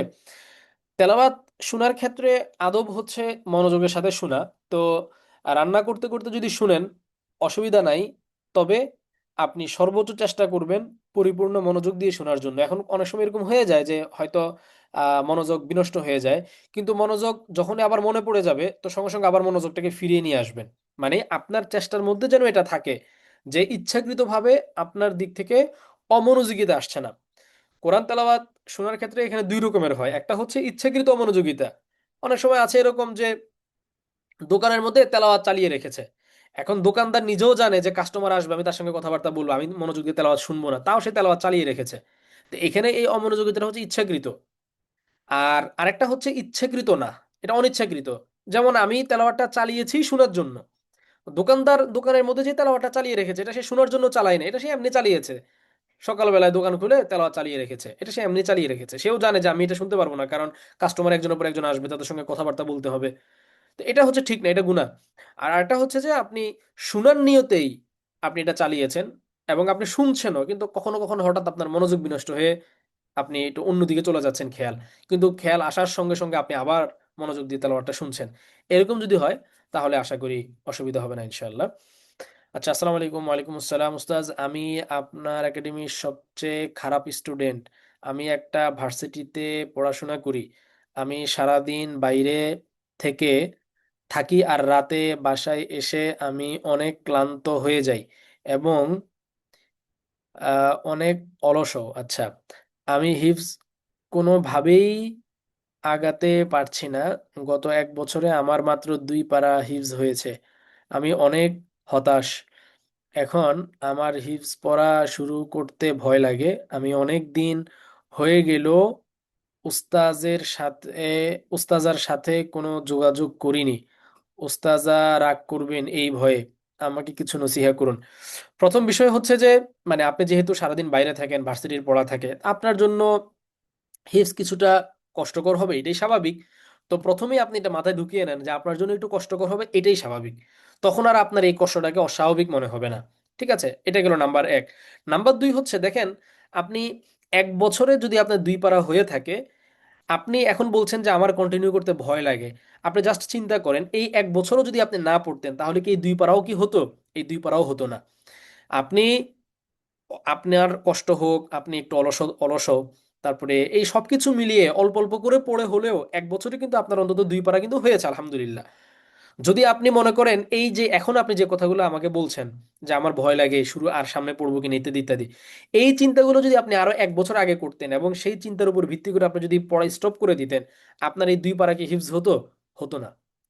তার মানে আপনার হয়তো পরিমাণটা অনেক অল্প, কিন্তু এটা একেবারে যে বাড়ে নাই সেটা তো আর না। 2 পারা তো অন্তত পক্ষে হয়েছে। তো 1 বছরে 2 পারা হওয়াটাও কিন্তু খারাপ না। এটা আপনার কাছে আমি জানি না কম মনে হচ্ছে কেন। আমার কাছে কিন্তু আপনার যে সিচুয়েশন সেই জায়গা থেকে 2 পারা হিফজ আমার কাছে যথেষ্ট পরিমাণই মনে হয়েছে। আমার কাছে মোটেই মন্দ মনে হয় নাই। তো এই জন্য আমার মনে হয় যে আপনার হতাশ হওয়ার কোনো কিছু নাই। হতাশ হওয়ার কোনো কিছু নাই। এর কারণগুলো আমি একটু আগে ব্যাখ্যা করেছি যে কি কারণে হতাশ হওয়ার কোনো কারণ নাই। প্রথমত হচ্ছে যে 2 পারা তো অন্তত হয়েছে, বন্ধ করে দিলে তো এটাও হতো না। এখন যদি আপনি কন্টিনিউ করতে থাকেন, আগামী আরো 1 বছর পরে এই 2 পারা বেড়ে 4 পারা হবে, এবং এরপরে আরো 1 বছর যদি আপনি কন্টিনিউ করেন 4 পারা থেকে এটা 6 পারা হবে। কিন্তু আপনি যদি এখন স্টপ করে দেন, এই 2 পারা 2 পারা পর্যন্ত আপনার হিফজের যাত্রা শেষ হয়ে যাবে। এটা বেড়ে আর 4 পারাও হবে না, 6 পারাও হবে না। তো এখন আপনি এবার চিন্তা করেন যে কোনটা বেটার হবে, কি 2 পারা পর্যন্ত স্টপ হয়ে যাওয়াটা বেটার হবে, নাকি হচ্ছে 2 পারা থেকে 4 পারা, 4 পারা থেকে 6 পারা, 6 পারা থেকে 8 পারা হওয়াটা বেটার হবে? টাইম লাগছে লাগুক, সমস্যা কি? টাইম নিয়ে তো আপনার, মানে, বা অল্প অল্প করে হচ্ছে এটা নিয়ে তো আপনার হতাশ হওয়ার কারণ নাই, বা এটা নিয়ে আপনার মানে পেরেশান হওয়ার কোনো কারণ নেই। ঠিক আছে? তো এই জন্য আমার মনে হয় ভয়ের কোনো কারণ নাই। আর উস্তাদের সঙ্গে অবশ্যই যোগাযোগ করবেন, কারণ ওনারা তো আপনাদেরকে আর বকা দিবেন না। আপনি আপনার অবস্থা খুলে বলবেন যে আমার তো এরকম এরকম অবস্থা, তো আমি এখন কি করতে পারি। অবশ্যই তিনি আপনাকে অভয় দিবেন, সাহস দিবেন, আপনাকে কিছু উৎসাহমূলক কথাবার্তা বলবেন এবং আপনাকে আহ, সামনে কন্টিনিউ করার জন্য যা যা প্রয়োজনীয় পদক্ষেপ নেওয়া দরকার সেই জিনিসগুলো আপনাকে বলে দিবেন। তো এই জন্য হতাশ হওয়ার কোনো কারণ নাই। আপনার 1 বছরে 2 পারা আমার কাছে যথেষ্ট মনে হয়েছে আপনার জায়গা থেকে, আপনার যে সিচুয়েশন সেই জায়গা থেকে। তো আপনি ভয় না পেয়ে ওস্তাদের সঙ্গে যোগাযোগ করেন, আজকেই যোগাযোগ করবেন, আজকের এই আলোচনা শেষ হওয়ার পরেই যোগাযোগ করবেন, এবং আপনার অবস্থা খুলে বলে কালকে থেকে আপনি আবার নতুন করে কন্টিনিউ করেন। উইকলি তালিমও দোয়ার আয়োজন করলে ভালো হতো। উইকলি তো আমরা তো মাসিক করেছিলাম মাসের প্রথম শুক্রবারে। উইকলি করলে এটা অনেক বেশি ঘন ঘন হয়ে যায়, তখন আপনাদেরকে পাওয়া যাবে না। হ্যাঁ, নসিহা খুব বেশি পরিমাণে করতে নেই, নসিহা করতে হয় রয়ে সয়ে। ঠিক আছে, এই কারণে মাসে একবার এটা আমার মনে হয় যথেষ্ট। জি, পিডিএফটা দিয়ে দিব আপনাদেরকে, সমস্যা নাই। আসসালামু আলাইকুম উস্তাজ, আমাদের কি ডেইলি এই লিংকে ক্লাস হবে? আমি তো আজকে ফার্স্ট জয়েন করেছি। না, আপনাদের এই লিংকে ক্লাস হবে না, এটা তো হচ্ছে মজলিসের জন্য, এটা আমার ব্যক্তিগত জুমের। আপনি তো আজকে জয়েন করেছেন, আপনি যেই উস্তাজার কাছে জয়েন করেছেন ওনার সঙ্গে যোগাযোগ করবেন, উনি আপনাকে বলে দিবেন। আসসালামু আলাইকুম, during monthly vacation of 5th and 6th days I forgot previous things, how to get ready. এটা হচ্ছে যে আপনি মানে আপনার ফুল অবস্থাটা আপনি তো দুই এক লাইনে বলছেন, পুরো ব্যাপারটা ক্লিয়ার হয় নাই। আপনি আপনার ওস্তাদের সঙ্গে বিষয়টা পুরাপুরি ইয়ে করেন, আলোচনা করেন, উনি আপনাকে একটা ভালো সলিউশন দিবেন আশা করি ইনশাল্লাহ। ঠিক আছে। আর যদি আপনি পিছনের কি বলে পড়াগুলো যদি ভুলে গিয়ে থাকেন, তাহলে আপনার জন্য প্রথম করণীয় হচ্ছে যে আপনি আপাতত সামনের পড়া অফ রেখে পিছনের যে পড়াগুলো ছিল এগুলোকে রিভাইজ দেন, এগুলো পুরোটা একবার শুনে ফেলেন। ধরেন যদি আপনি এই কথার কথা এক পারা মুখস্থ করে থাকেন বা দুই পারা বা পাঁচ পারা যতটুকু মুখস্থ করে থাকেন, ওই প্রিভিয়াস অংশগুলোকে নতুন করে আরেকবার আপনি শুনে ফেলেন পুরোপুরি। ওইটা পুরোপুরি শোনানো শেষ হয়ে যাওয়ার পরে হচ্ছে আপনি নতুন পড়া মুখস্থ করার দিকে অগ্রসর হন, তার আগে না। এটা আপনার জন্য বেটার হবে। আর এর থেকেও আরো উত্তম পরামর্শের জন্য হচ্ছে যে আরো বিস্তারিত আকারে উস্তাদের কাছে জানান, ওনার কাছ থেকে পরামর্শ নেন। স্বামী সাপোর্ট না করলে কিভাবে হিফজে আগানো যায়, এটা প্রশ্নটা আসলে অনেক সংক্ষিপ্ত। স্বামী সাপোর্ট না করলে বলতে কোন দিক থেকে না করলে? এখানে অনেকে আছে যে ফিনান্সিয়ালি সাপোর্ট করে না, অনেকের আছে ফিনান্সিয়ালি কোনো সমস্যা নেই কিন্তু হয়তো তিনি এটা চান না, অথবা মানে তিনি চান না সে ঠিক সেরকম না কিন্তু মানে আলাদা করে যে একটা হেল্প করা, যেমন আপনি যখন পড়ছেন সে ওই টাইমটাতে হয়তো আপনার বাচ্চাদেরকে স্বামী দেখবে কিন্তু এটা সে করে না, এই ধরনের। এখন সাপোর্টটা আসলে কোন ধরনের, এটা আপনার প্রশ্ন থেকে ক্লিয়ার না, এটা জানতে পারলে সুবিধা হতো। তো যেটাই হোক, যদি ফিনান্সিয়ালি হয় সেটা আমাদেরকে জানাতে পারেন, আমরা আমাদের জায়গা থেকে ব্যবস্থা নেওয়ার চেষ্টা করব এক। আর যদি এরকম হয় যে মানে স্বামী চায় না, তাকে বোঝানোর চেষ্টা করেন যে হিফজ আপনি যে করছেন এটা করলে কি কি ফায়দা হবে বা এটা আপনি কেন এটার জন্য আগ্রহী। কারণ মানে সবার হাজবেন্ড কিন্তু সাপোর্টিভ হবে এটা জরুরি না, বা এটা আশাও করা ঠিক না যে সবার হাজবেন্ড এরকম সাপোর্টিভ হবে। আমাদের জীবনের প্রত্যেকটা যাত্রাতেই নানান রকমের বাধা থাকবে। এখন সেটা অনেক সময় নিজের ঘরের থেকে বাধাটা আসতে পারে, অনেকের আছে ঘরের বাইরে থেকে, অনেকের আছে যে ঘরেও বাধা নাই বাইরেও বাধা নাই, বাধাটা অন্য জায়গায়। তো দেখবেন প্রত্যেকেরই কোনো না কোনো জায়গায় প্রতিবন্ধকতা থাকে। কিন্তু একটা জিনিস মাথায় রাখবেন, সেটা হচ্ছে যত প্রতিবন্ধকতাই থাকুক না কেন এটার কোনো না কোনো একটা সলিউশন থাকেই, কোনো না কোনো একটা সলিউশন থাকেই। হ্যাঁ, সেই সলিউশনটা 100 ভাগ মানে কার্যকর হতে হবে এটা জরুরি না। সলিউশনটা কোনো কোনো সলিউশন হয়তো 60% কার্যকর, কোনো কোনো সলিউশন হয়তো 30% কার্যকর। তো আপনি আপনার যে সমস্যাটা সেটার সলিউশনটা কি এটা আপনি খুঁজে বের করেন, এবং সেই সলিউশনটা পুরোপুরি কাজ না করলেও যতটুকু কাজ করবে অতটুকু মানে অতটুকুকে আপনি প্রয়োগ করে এটার একটা সলিউশন করার আপনি পদক্ষেপ নেন, চেষ্টা করেন। আর সবচেয়ে বড় কথা আল্লাহর কাছে দোয়া করবেন বেশি বেশি, নফল নামাজ পড়ে সালাতুল হাজত পড়ে, যে আল্লাহ তাআলা যেন আপনার হাজবেন্ডের মনকে ঘুরিয়ে দেন, অথবা যে প্রতিবন্ধকতাগুলো আছে সেই প্রতিবন্ধকতাগুলোকে দূর করে দেন। অনেক সময় এটাও বান্দার জন্য একটা পরীক্ষা যে হাজবেন্ড সাপোর্ট করছে না, অথবা ওইখান থেকে সাপোর্ট পাওয়া যাচ্ছে না, অথবা এই ধরনের প্রতিবন্ধকতা ওই ধরনের সমস্যা। তো আল্লাহ তাআলা অনেক সময় বান্দাকে এরকম নানান ধরনের প্রতিবন্ধকতা দিয়ে টেস্ট করেন যে সে আসলে কতটুকু আগ্রহী, তার মধ্যে আসলে কতটুকু তড়প আছে, কতটুকু আগ্রহ তার ভিতরে আছে। তো বান্দা যদি দেখে, আল্লাহ যদি দেখে যে না বান্দার মধ্যে তো আগ্রহ একেবারে শতভাগ বিদ্যমান, এই ধরনের বাধা আসার পরেও সে কিভাবে বাধাগুলোকে দূর করা যায় সেটা নিয়ে চিন্তা করছে, এটার পিছনে সে সময় দিচ্ছে, এটা নিয়ে ভাবছে, আমার কাছে বারবার দোয়া করছে। তা আল্লাহ যখন বান্দার এরকম নানান মুখী চেষ্টাগুলোকে যখন দেখে, এবং মানে শতভাগ বোঝা যায় যে এই বান্দা হচ্ছে একেবারে 100 ভাগ তার মধ্যে আগ্রহ বিদ্যমান, তখন আল্লাহ তাআলা হচ্ছে তার জন্য রাস্তাকে সহজ করে দেন। এই জন্য আল্লাহর কাছেও বেশি বেশি দোয়া করেন, এবং আপনার জায়গা থেকে যতগুলো পথ আছে সেই পথগুলো অবলম্বন করে এটার একটা সমাধান করার আপনারা চেষ্টা করেন। হ্যাঁ, আল্লাহ তাআলা কি বলছেন? আল্লাযিনা জাহাদু ফিনা লানাহদিয়ান্নাহুম সুবুলানা, যে যারা আমার জন্য আমার পথে আমার কাজে যারা চেষ্টা প্রচেষ্টা এবং সাধ্য অনুপাতে পরিশ্রম করবে, চেষ্টা করবে, লানাহদিয়ান্নাহুম সুবুলানা, আমি তাদেরকে রাস্তা দেখিয়ে দিব, কোনো না কোনো একটা পথ তাদের জন্য আমি খুলে দিব। এই পথ না হলে সেই পথ, সেই পথ না হলে আরেক পথ। এখানে সুবুলানা বলা হয়েছে মানে অনেকগুলো পথ। সাবিলের বহুবচন সুবুলানা, লানাহদিয়ান্নাহুম সুবুলানা। একটা পথের কথা আল্লাহ তাআলা বলেন না, একাধিক পথ, এটা না হলে ওইটা, ওইটা না হলে ওইটা। এই জন্য সমস্যা যেটাই থাকুক, আমি এখানে আমভাবে বললাম যেহেতু মানে স্বামী সাপোর্ট করে না বলতে কি ধরনের এটা ক্লিয়ার না, তো আমি এখানে আমভাবে কথাগুলো বললাম। আপনি আপনার জায়গা থেকে চেষ্টা করবেন, আল্লাহর কাছে দোয়া করবেন, দেখবেন আল্লাহ তাআলা ইনশাআল্লাহ তাআলা সেই সমস্যার সমাধান করে দিবেন। আচ্ছা, আরেকজন বলেছেন নতুন শুরু করেছি ওস্তাদ, ভয় পাচ্ছি পারবো কিনা এই ভেবে। দেখেন আমি লম্বা আলোচনা করেছি এবং সেখানে আমি বারবার যে কথাটা বলেছি যে হিফজ করার ক্ষেত্রে মানে পারবেন নাকি পারবেন না, এই চিন্তাটা আপনাদের মাথায় কেন আসে? আপনি হিফজ কেন করছেন? প্রথমত হচ্ছে যে আপনি আল্লাহ সন্তুষ্টির জন্য করছেন। তো আপনার যদি নিয়ত খালেস থাকে, আল্লাহ আপনার উপর সন্তুষ্ট হয়ে যাবেন। এখন আপনি এবার পারেন বা না পারেন তাতে কি আসে যায়? এটা তো এরকম না যে আমি একটা পরীক্ষা দিতে গিয়েছি, এখন আমি পাশ করব নাকি ফেল করবো এটা নিয়ে আমার টেনশন হচ্ছে। যদি পাশ করি তাহলে তো হলো, যদি ফেল করি তাহলে তো মানে এটা একটা লজ্জার ব্যাপার, অথবা তাহলে তো আমি সার্টিফিকেটটা পাবো না, অথবা আমার চাকরিটা হবে না। কিন্তু হিফজ করার ক্ষেত্রে তো এরকম কোনো ব্যাপার নাই। তাহলে আপনি পারবেন নাকি পারবেন না, এই ধরনের চিন্তা কেন আসবে? এই ধরনের চিন্তা আসাটাই তো অমূলক হিফজের ক্ষেত্রে। এটা গেল প্রথম কথা। দ্বিতীয় কথা হচ্ছে যে পারবো কিনার মানে কি, পারবো কিনা বলতে কি মানে পুরো কোরআন পারবেন কিনা? আপনার তো পুরো কোরআন মুখস্থ করার দরকার নাই। আপনি শুরুতে টার্গেট করবেন যে আমি এক পারা মুখস্থ করব। এখন এক পারাকে মুখস্থ আপনি করতে পারবেন না? অবশ্যই পারবেন। এখন সেটা হয়তো একজনে হয়তো 1 মাসে পারবে, আপনার জন্য হয়তো 5 মাস লাগবে। কিন্তু পারবেন না এমন তো কোনো কথা নাই, কারণ আপনাকে তো আমরা টাইম সেট করে দেই নাই। ধরেন এটা তো এরকম না যে একটা সেমিস্টার ঠিক করা আছে যে এই সেমিস্টারের মধ্যে এই সিলেবাসটা শেষ করতেই হবে। এখন আপনার মধ্যে ভয় হচ্ছে যে আল্লাহ আমি পারবো কিনা। কেন? কারণ টাইম তো শর্ট, সিলেবাস তো অনেক লম্বা, তা আমি এই সময় মধ্যে পারবো কিনা। হিফজের ক্ষেত্রে তো আপনার এরকম কোনো কিছু নাই। হিফজের ক্ষেত্রে আপনার জন্য সবকিছু ওপেন করে রেখে রেখে দেওয়া হয়েছে। আপনি আপনার সময়, মেধা অনুপাতে যতটুকু পারেন ততটুকু আপনি মুখস্থ করবেন। তো ফলে এখানে তো আলাদা মানে পারা না পারা, আলাদা ভয়, এগুলোর তো কোনো কিছু নাই। আপনি আপনার সাধ্য অনুপাতে যতটুকু পারেন অতটুকু আপনি পড়বেন, কন্টিনিউ করবেন, নিজের মতন আস্তে আস্তে আপনি অগ্রসর হতে থাকবেন। ফলে এখানে পারবো নাকি পারবো না এই ধরনের ভয়ের কোনো প্রশ্ন আসাটাই হচ্ছে অমূলক। তো এই কারণে ভয় পাবেন না, আল্লাহর কাছে দোয়া করেন এবং আপনি আপনার সাধ্য অনুপাতে সামনে এগিয়ে যেতে থাকেন। আশা করা যায় ইনশাআল্লাহ তাআলা আল্লাহ তাআলা আপনার এই যাত্রায় আপনাকে সাহায্য করবেন। আচ্ছা, আরেক বোন জানতে চেয়েছেন, আমি প্রত্যেক দিনই যেই হিফজের টার্গেট করি এইটুকুন পড়া পড়তে পারি না, আর আমার এক আয়াত মুখস্থ করতেও অনেক সময় লাগে।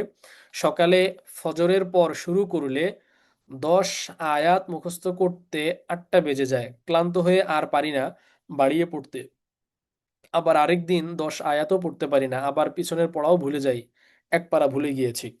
আচ্ছা, আমি প্রথমেই আপনাকে বলবো যে হিফজ মানে কোরআন মুখস্থ করার ক্ষেত্রে আমি ওই আমাদের হিফজ নির্দেশিকা কোর্সের যে ক্লাসগুলো আছে সেটা আমি আশা করি আপনি দেখেছেন। যদি না দেখে থাকেন তাহলে ওখানে হিফজ কিভাবে করবেন এটা নিয়ে যেই পদ্ধতিটা আমি বলে দিয়েছি সেই পদ্ধতিটা অবলম্বন করার চেষ্টা করবেন। এবং এখানে অনেকগুলো ভুল পদ্ধতির কথা বলেছিলাম যে এই পদ্ধতিগুলো আপনারা পরিহার করবেন। আপনি হিফজ করতে গিয়ে কোন পদ্ধতি অবলম্বন করেন আমি জানি না, যদি এরকম ভুল কোনো পদ্ধতি অবলম্বন করেন ওটা পরিহার করে সঠিক পদ্ধতি যেটা যেটা আমি বলে দিয়েছি ওখানে ওইটা অবলম্বন করবেন। এটা গেল নাম্বার 1। নাম্বার 2 হচ্ছে আপনি যেই টার্গেট ঠিক করেন অতটুকু টার্গেট যদি আপনি প্রতিদিন ফুলফিল করতে না পারেন তাহলে আপনি টার্গেটটাকে আরেকটু ছোট করে আনেন। মানে আপনার তো বাড়তি প্রেশার নেওয়ার দরকার নাই। আপনারা এখানে যারা হিফজ করছেন তারা তো আর নিয়মতান্ত্রিক মানে মাদ্রাসায় পড়ছেন, নিয়মতান্ত্রিক ছাত্র যে আপনাকে আপনার এই সময়ের ভিতরে আপনাকে শেষ করতেই হবে এরকম তো কোনো বাধ্যবাধকতা নাই। তাহলে এই যে আপনি যতটুকু টার্গেট করছেন অতটুকু পারছেন না, না পারার ফলে আপনার মধ্যে একটা হতাশা চলে আসছে, এই স্ট্রেসটা আপনি কেন নিবেন? আপনি পরিমাণ কমিয়ে দেন, আর একটু কম করে আপনি মুখস্থ করেন, তাহলেই কিন্তু এই স্ট্রেসটা আর আপনার মধ্যে আসবে না। এটা গেল নাম্বার 2। নাম্বার 3 হচ্ছে আপনাকে মাথায় রাখতে হবে যে কোরআনের সব জায়গার আয়াতগুলো সমান না। কোনো কোনো জায়গার পড়াগুলো একটু কঠিন, কোনো কোনো জায়গার পড়াগুলো সহজ, কোনো কোনো জায়গায় কোনো কোনো পারার বা কোনো কোনো সূরার আয়াতগুলো লম্বা লম্বা, এগুলো মুখস্থ করতে সময় লাগে। আবার কোনো কোনো সূরার আয়াতগুলো ছোট ছোট, এগুলো মুখস্থ করতে সহজ। তো কোরআন শরীফের সব জায়গার মুখস্থ করার মাত্রাটা বা সহজ কঠিনের জায়গা থেকে কিন্তু সমান না। তো আপনি যদি এটা চিন্তা করেন যে না আমি মানে 10 আয়াত করে মুখস্থ করব প্রতিদিন, তো এটা সম্ভব নাও হতে পারে অনেক সময়। ফলে এটা নিয়ে ক্লান্ত হয়ে খুব হতাশ হয়ে যাওয়া, এটা আসলে অনুচিত হবে আপনার জন্য। এই জন্য আপনি যেটা করবেন সেটা হচ্ছে যে আপনি স্ট্রেস নেওয়া ছাড়াই আপনি স্বাভাবিকভাবে কতটুকু মুখস্থ করতে পারেন এটা আপনি দেখেন, দেখে আপনি অতটুকু মুখস্থ করেন। আর পিছনের পড়ার দিকে বেশি গুরুত্ব দেন। এখন পিছনের পড়ার দিকে গুরুত্ব দেওয়ার জন্য আমরা আমাদের ওখানে ওই হিফজ নির্দেশিকা কোর্সের মধ্যে যে যে পদ্ধতিগুলোর কথা বলেছি সেগুলো অবলম্বন করেন। আর আজকে তো লম্বা আলোচনা আমরা করলামই যে পিছনের পড়া মনে রাখার জন্য কি কি করতে হবে। তো এই পদ্ধতিগুলো মেনে চলেন, আশা করি ইনশাআল্লাহ তাআলা আপনার এই সমস্যাটা সমাধান হয়ে যাবে। আচ্ছা, তাসনিম ফেরদৌস জানতে চেয়েছেন যে উস্তাদ, সংসারী মানুষদের জন্য কি কি করার আছে, বিশেষ করে স্বামী যদি বলেন দেউলিয়া হয়ে যাচ্ছি, এরপর তো আর মনেই বসাতে পারি না। প্রথমেই আপনাদের ওই যে বলেছি না, প্রথমে নিয়তটাকে ঠিক রাখতে হবে যে আমি হিফজটা কেন করছি। আপনার যদি আপনার ফোকাস ঠিক থাকে যে আমি হিফজ করছি কেন, হিফজ করছি আমি আল্লাহর জন্য। হিফজ করছি কার জন্য? আল্লাহ সন্তুষ্টির জন্য। হিফজ করছি কিসের জন্য? পরকালের জন্য। হিফজ করছি কিসের জন্য? ইমানের উন্নতির জন্য। হিফজ করছি কিসের জন্য? আখিরাতের সম্মানের জন্য। হিফজ করছি কিসের জন্য? নিজের জীবনে বরকত আসার জন্য। এই ব্যাপারগুলো যদি আপনার মাথার মধ্যে ভালো করে গাঁথা থাকে, তাহলে আসলে কে কি বললো এটা খুব একটা ম্যাটার করে না। অনেক সময় আছে এরকম যে হয়তো হাজবেন্ড বলেছে, নিজের অনেক কাছের মানুষ, প্রিয় মানুষ বলেছে বলে হয়তো আঘাতটা একটু বেশি লাগে বা মনে হয়। কিন্তু যখনই আপনি চিন্তা করবেন যে আমি তো এটা আল্লাহর জন্য করছি, আল্লাহ তো আমার এটার জন্য রিওয়ার্ড দিবেন। এমনকি আমার হাজবেন্ড আমাকে যে ধরনের কোনো একটা কথা বলেও থাকে, এটার জন্য আমি যে সবর করলাম, আল্লাহ তাআলা এই সবরেরও একটা রিওয়ার্ড আমাকে দিবেন। এবং দেখা যেতে পারে যে আপনার ওই সবরের উসিলায় আল্লাহ তাআলা হিফজ করাটা আপনার জন্য সহজ করে দিতে পারেন। আপনার জন্য আল্লাহ তাআলা আরো অনেক বেশি বরকতময় করে দিতে পারেন, সময়ের মধ্যে বরকত দিয়ে দিতে পারেন, জীবনের মধ্যে বরকত দিতে পারেন, যদি আপনি এগুলোকে সবরের সঙ্গে যদি হ্যান্ডেল করতে পারেন।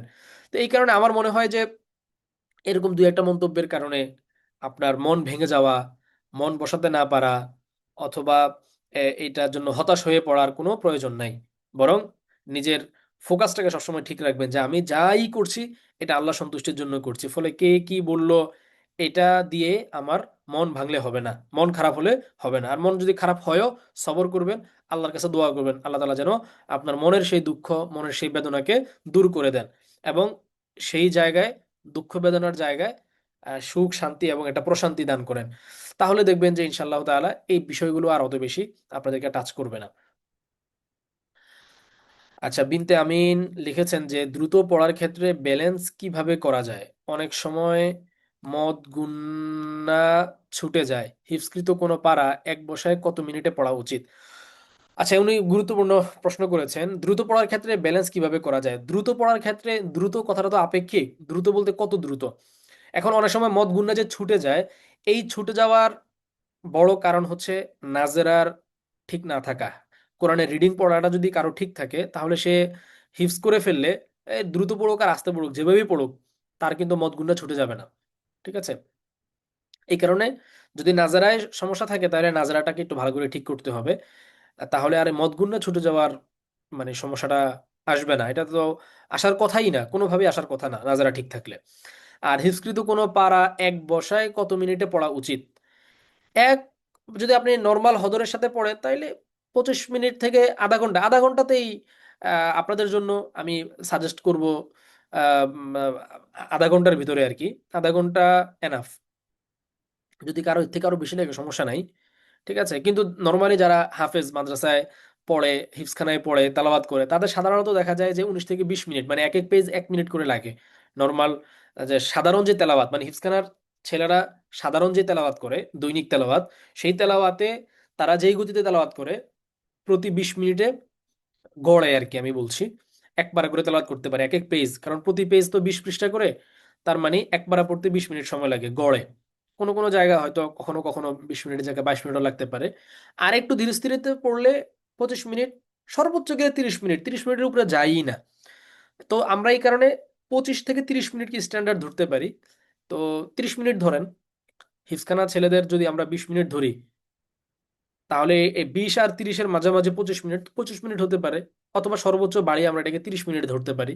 তো এই 30 এক বসায় কত মিনিটে পড়া উচিত? 30 মিনিট ধরেন, তাহলে 30 মিনিটে পড়লে আশা করা যায় এটা খুব বেশি দ্রুতও হবে না, আবার এত বেশি আস্তে আস্তেও হবে না যে তেলাওয়াতের পরিমাণটা আবার অনেক কম হয়ে যায়। ওস্তাদ, এই মাসে আমাদের পরীক্ষা হতে পারে, হলে কত তারিখ থেকে হতে পারে? পরীক্ষার বিষয়টা আমি জানি না। পরীক্ষার বিষয়টা তো আপনাদের ওস্তাদারা জানেন। আপনাদের বছরে মনে হয় দুইটা পরীক্ষা হয়। তো পরীক্ষা, আবার পরীক্ষা কবে হবে এটা ওস্তাদারা বলতে পারবে, আমি তো এটা আসলে বলতে পারছি না।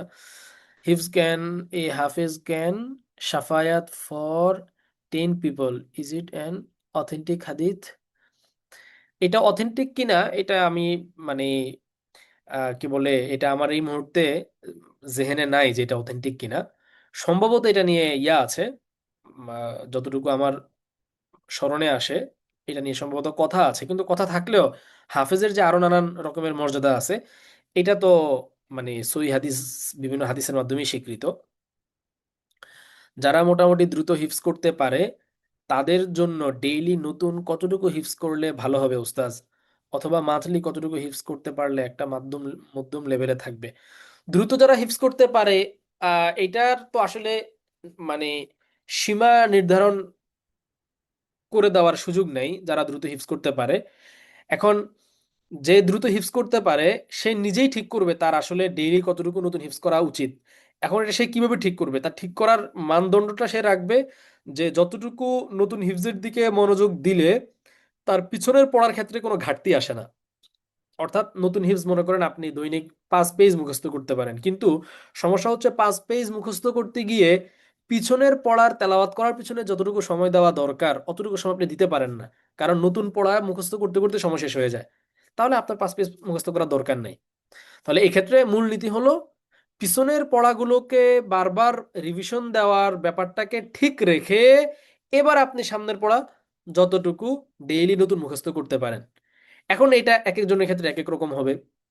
কেউ হচ্ছে যে হয়তো ডেইলি নতুন 2 পৃষ্ঠা করে পারবে, কারো হচ্ছে যে কেউ আরো বেশি পারবে, কেউ আরো বেশি পারবে, কেউ হয়তো 1 পৃষ্ঠা করে পারবে।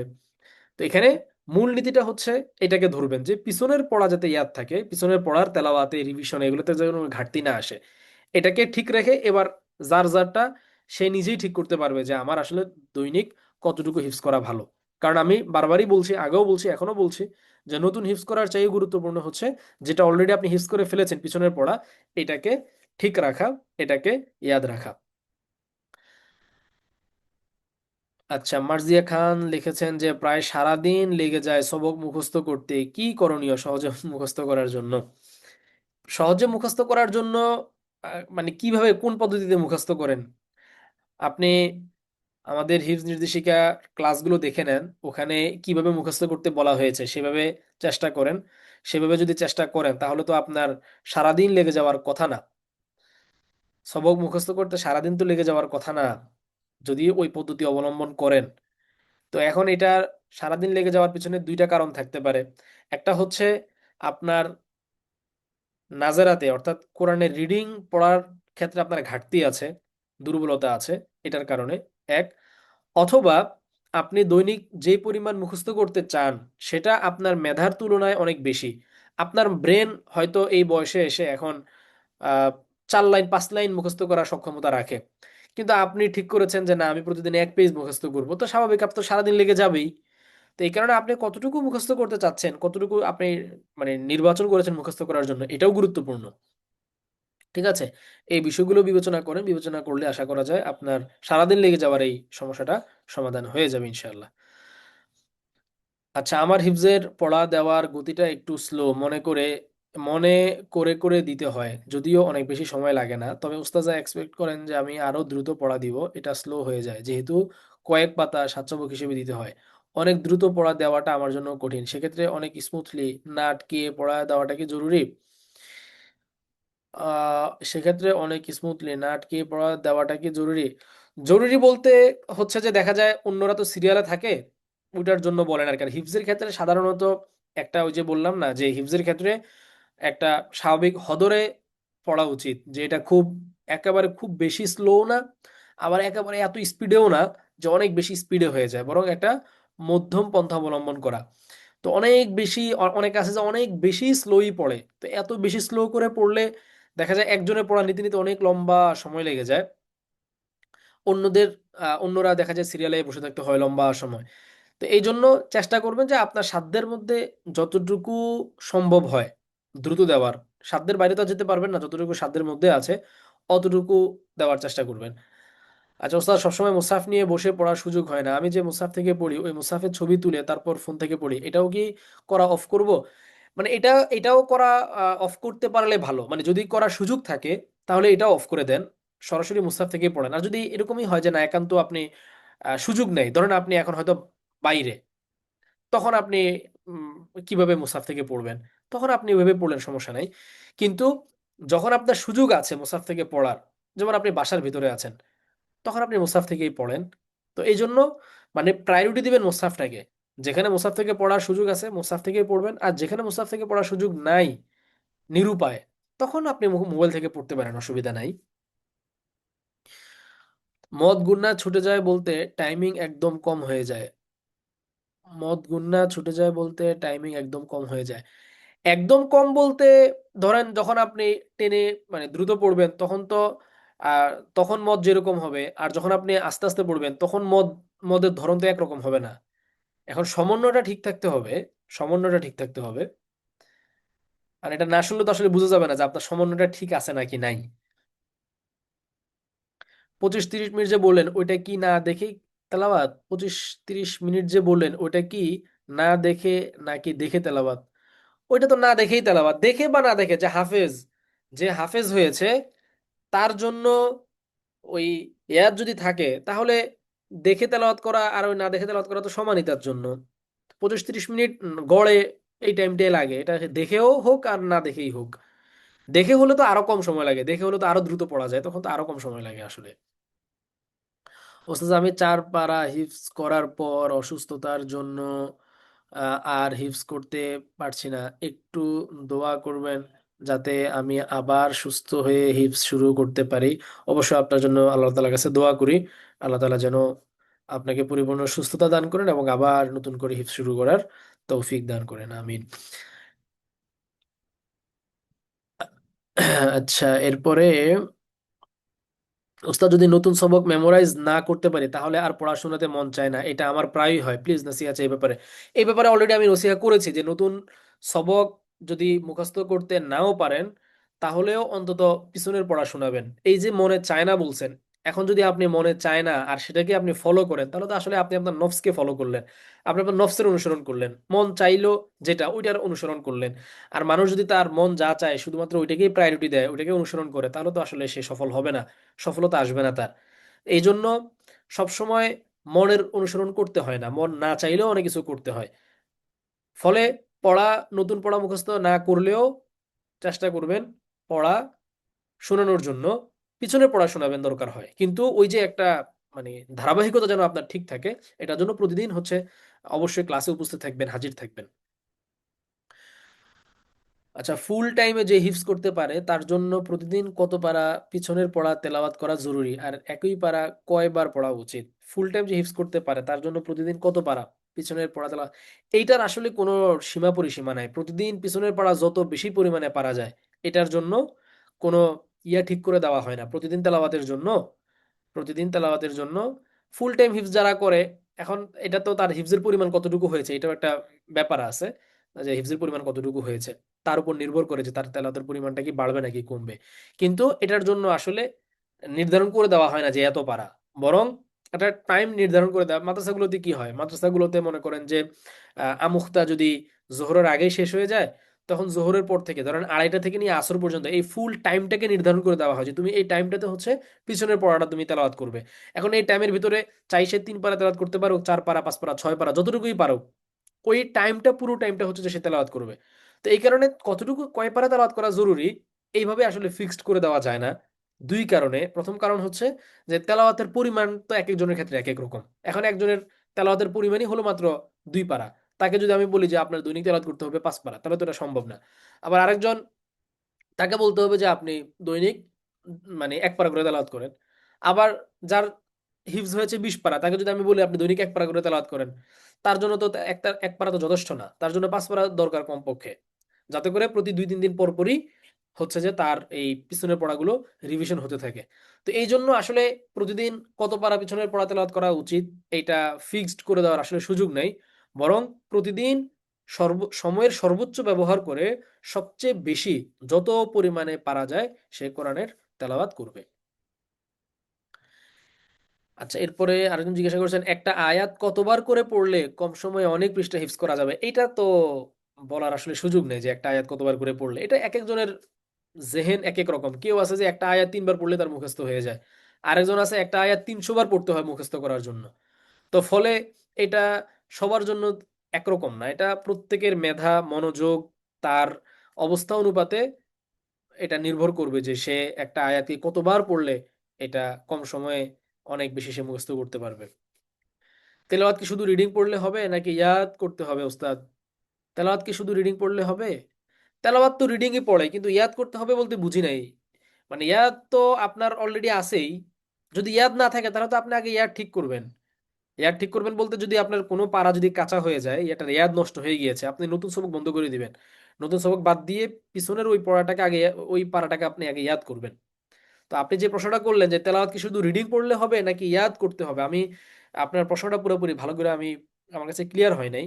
কারণ আপনার এই রিডিং পড়লে বলতে এরকম না যে সে কি বলে, মানে কোরআন শরীফ দেখে দেখে পড়ে ফেললো, মুখস্থের দিকটা আর খেয়াল করলো না, ওরকম না, বরং সে ওখানে মনোযোগ দিয়ে এটাকে মানে তেলাওয়াতটা করবে। আর ইয়াদ করতে হবে বলতে, ইয়াদ মানে তো আসলে মুখস্থ। ইয়াদ শব্দটা একটা ফার্সি শব্দ, যার বাংলা অর্থ হচ্ছে মুখস্থ থাকা বা মুখস্থ করা। ইয়াদ মানে মুখস্থ। তো মুখস্থ করতে হবে বলতে, সে তো অলরেডি এটা হিফজ করেছেই, তার তো এটা ইয়াদ আছেই। এখন যদি ইয়াদ না থাকে, ইয়াদ না থাকা মানে আপনি যেটা হিফজ করেছেন ওটা আপনি ভুলে গিয়েছেন, এখন আর আপনার এটা মনে নেই। তো সেক্ষেত্রে তো আপনার এটা আগে উচিত নতুন সবক বন্ধ করে পিছনের এটা যেটা আপনি ভুলে গিয়েছেন, এটার ইয়ারটাকে আগে ঠিক করে নেওয়া। আল্লাহ একবার। আচ্ছা ঠিক আছে, আমার মনে হয় আমরা আজকে শেষ করতে পারি। অনেক লম্বা সময় হয়েছে, নামাজও পড়তে হবে। তো আজকের মতন তাহলে আমরা যাই। সুবহানাল্লাহি ওয়া বিহামদিহি, সুবহানাল্লাহিল আযীম, আশহাদু আল্লা ইলাহা ইল্লা আনতা, আস্তাগফিরুকা ওয়া আতুবু ইলাইক। আচ্ছা, আরেকটা জিনিস আপনাদেরকে বলতে ভুলে গিয়েছিলাম, এটা আরো আগে বলা উচিত ছিল। সেটা হচ্ছে যে আপনাদের মানে পরিচিত বন্ধুদের মধ্যে যারা থাকে এরকম হিফজ করতে, যারা আগ্রহী আছে, আপনারা তাদেরকে দাওয়াত দিতে পারেন আমাদের একাডেমিতে আসার জন্য, হিফজ করার জন্য, যদি আপনার কাছে মনে হয় যে আমাদের এখানে এসে তাদের ফায়দা হবে। ঠিক আছে? অথবা আপনারা আপনাদের যে হিফজ করার যে অভিজ্ঞতা আছে, সেই অভিজ্ঞতাও কিন্তু মাঝে মাঝে আপনারা লিখতে পারেন। যারা ফেসবুক চালান, ফেসবুক লিখতে পারেন যে আপনার হিফজ করার ক্ষেত্রে আপনার কি ধরনের ফায়দা আপনি পাচ্ছেন সেটা লিখতে পারেন, আপনার অভিজ্ঞতার কথা আপনি লিখতে পারেন। তো এগুলো কিন্তু আপনারা চাইলে আপনাদের নিজেদের টাইম লাইনে লিখতে পারেন, বা আপনাদের বন্ধুদের মধ্যে যারা আগ্রহী আছে এরকম তাদেরকেও এগুলো জানাইতে পারেন। এখানে দুইটা ফায়দা হবে। এক হচ্ছে যে আমাদের এখানে আপনারা পড়ছেন আলহামদুলিল্লাহ, আমরা তো আমাদের জায়গা থেকে অনেক চেষ্টা করছি। তো এই ক্ষেত্রে আমরা আপনাদের কাছ থেকে একটা সহায়তা পেলাম, এটা একটা। আর দ্বিতীয়ত আরেকটা বড় ফায়দা যেটা হবে সেটা হচ্ছে যে আপনাদের এই সমস্ত মানে আলোচনা দেখে বা লেখা দেখে, পোস্ট দেখে যদি অন্য আরো কোনো বোনের কোরআন হিফজ করার প্রতি যদি আগ্রহ জন্মায়, আগ্রহ জাগে, তাহলে এটা কিন্তু আপনার জন্য একটা সাদাকায়ে জারিয়া হবে। সে পড়বে, কিন্তু আপনি এটা সওয়াব পেয়ে যাবেন। তো একসঙ্গে আপনার দুইটা ফায়দা হবে, এটা আমাদের জন্য সহায়তা হবে, আর পাশাপাশি হচ্ছে যে এটা আপনার থেকে ইন্সপিরেশন পেয়ে অন্য বোনরা আগ্রহী হবে। কারণ অনেকেই হচ্ছে এরকম, তারা ভয় পায় যে হিপস শুরু করব, কিভাবে শুরু করব, শুরু করতে গিয়ে আমি পারবো নাকি পারবো না, এরকম নানান রকমের ভয় কাজ করে। কিন্তু আপনারা যেহেতু অলরেডি শুরু করে দিয়েছেন, অলরেডি আপনারা হিপস করছেন, ফলে আপনারা জানেন যে এটা আসলে অত ভয়ের কোনো কিছু না। এটা শুরু করলেই আসলে শুরু করা হয়ে যায়। তো এরকম আপনাদের এই ধরনের দু চারটা কথা থেকে দেখা যাবে অন্য আরেকজন, যে হয়তো দোদুল্যমনায় ছিল যে আমি হিফজ করব নাকি করব না, শুরু করব কি করব না, আপনার ওই একটা কথা থেকে, একটা লাইন থেকে হয়তো সে মোটিভেশন পেয়ে পরের দিন হিফজ শুরু করে দিতে পারে।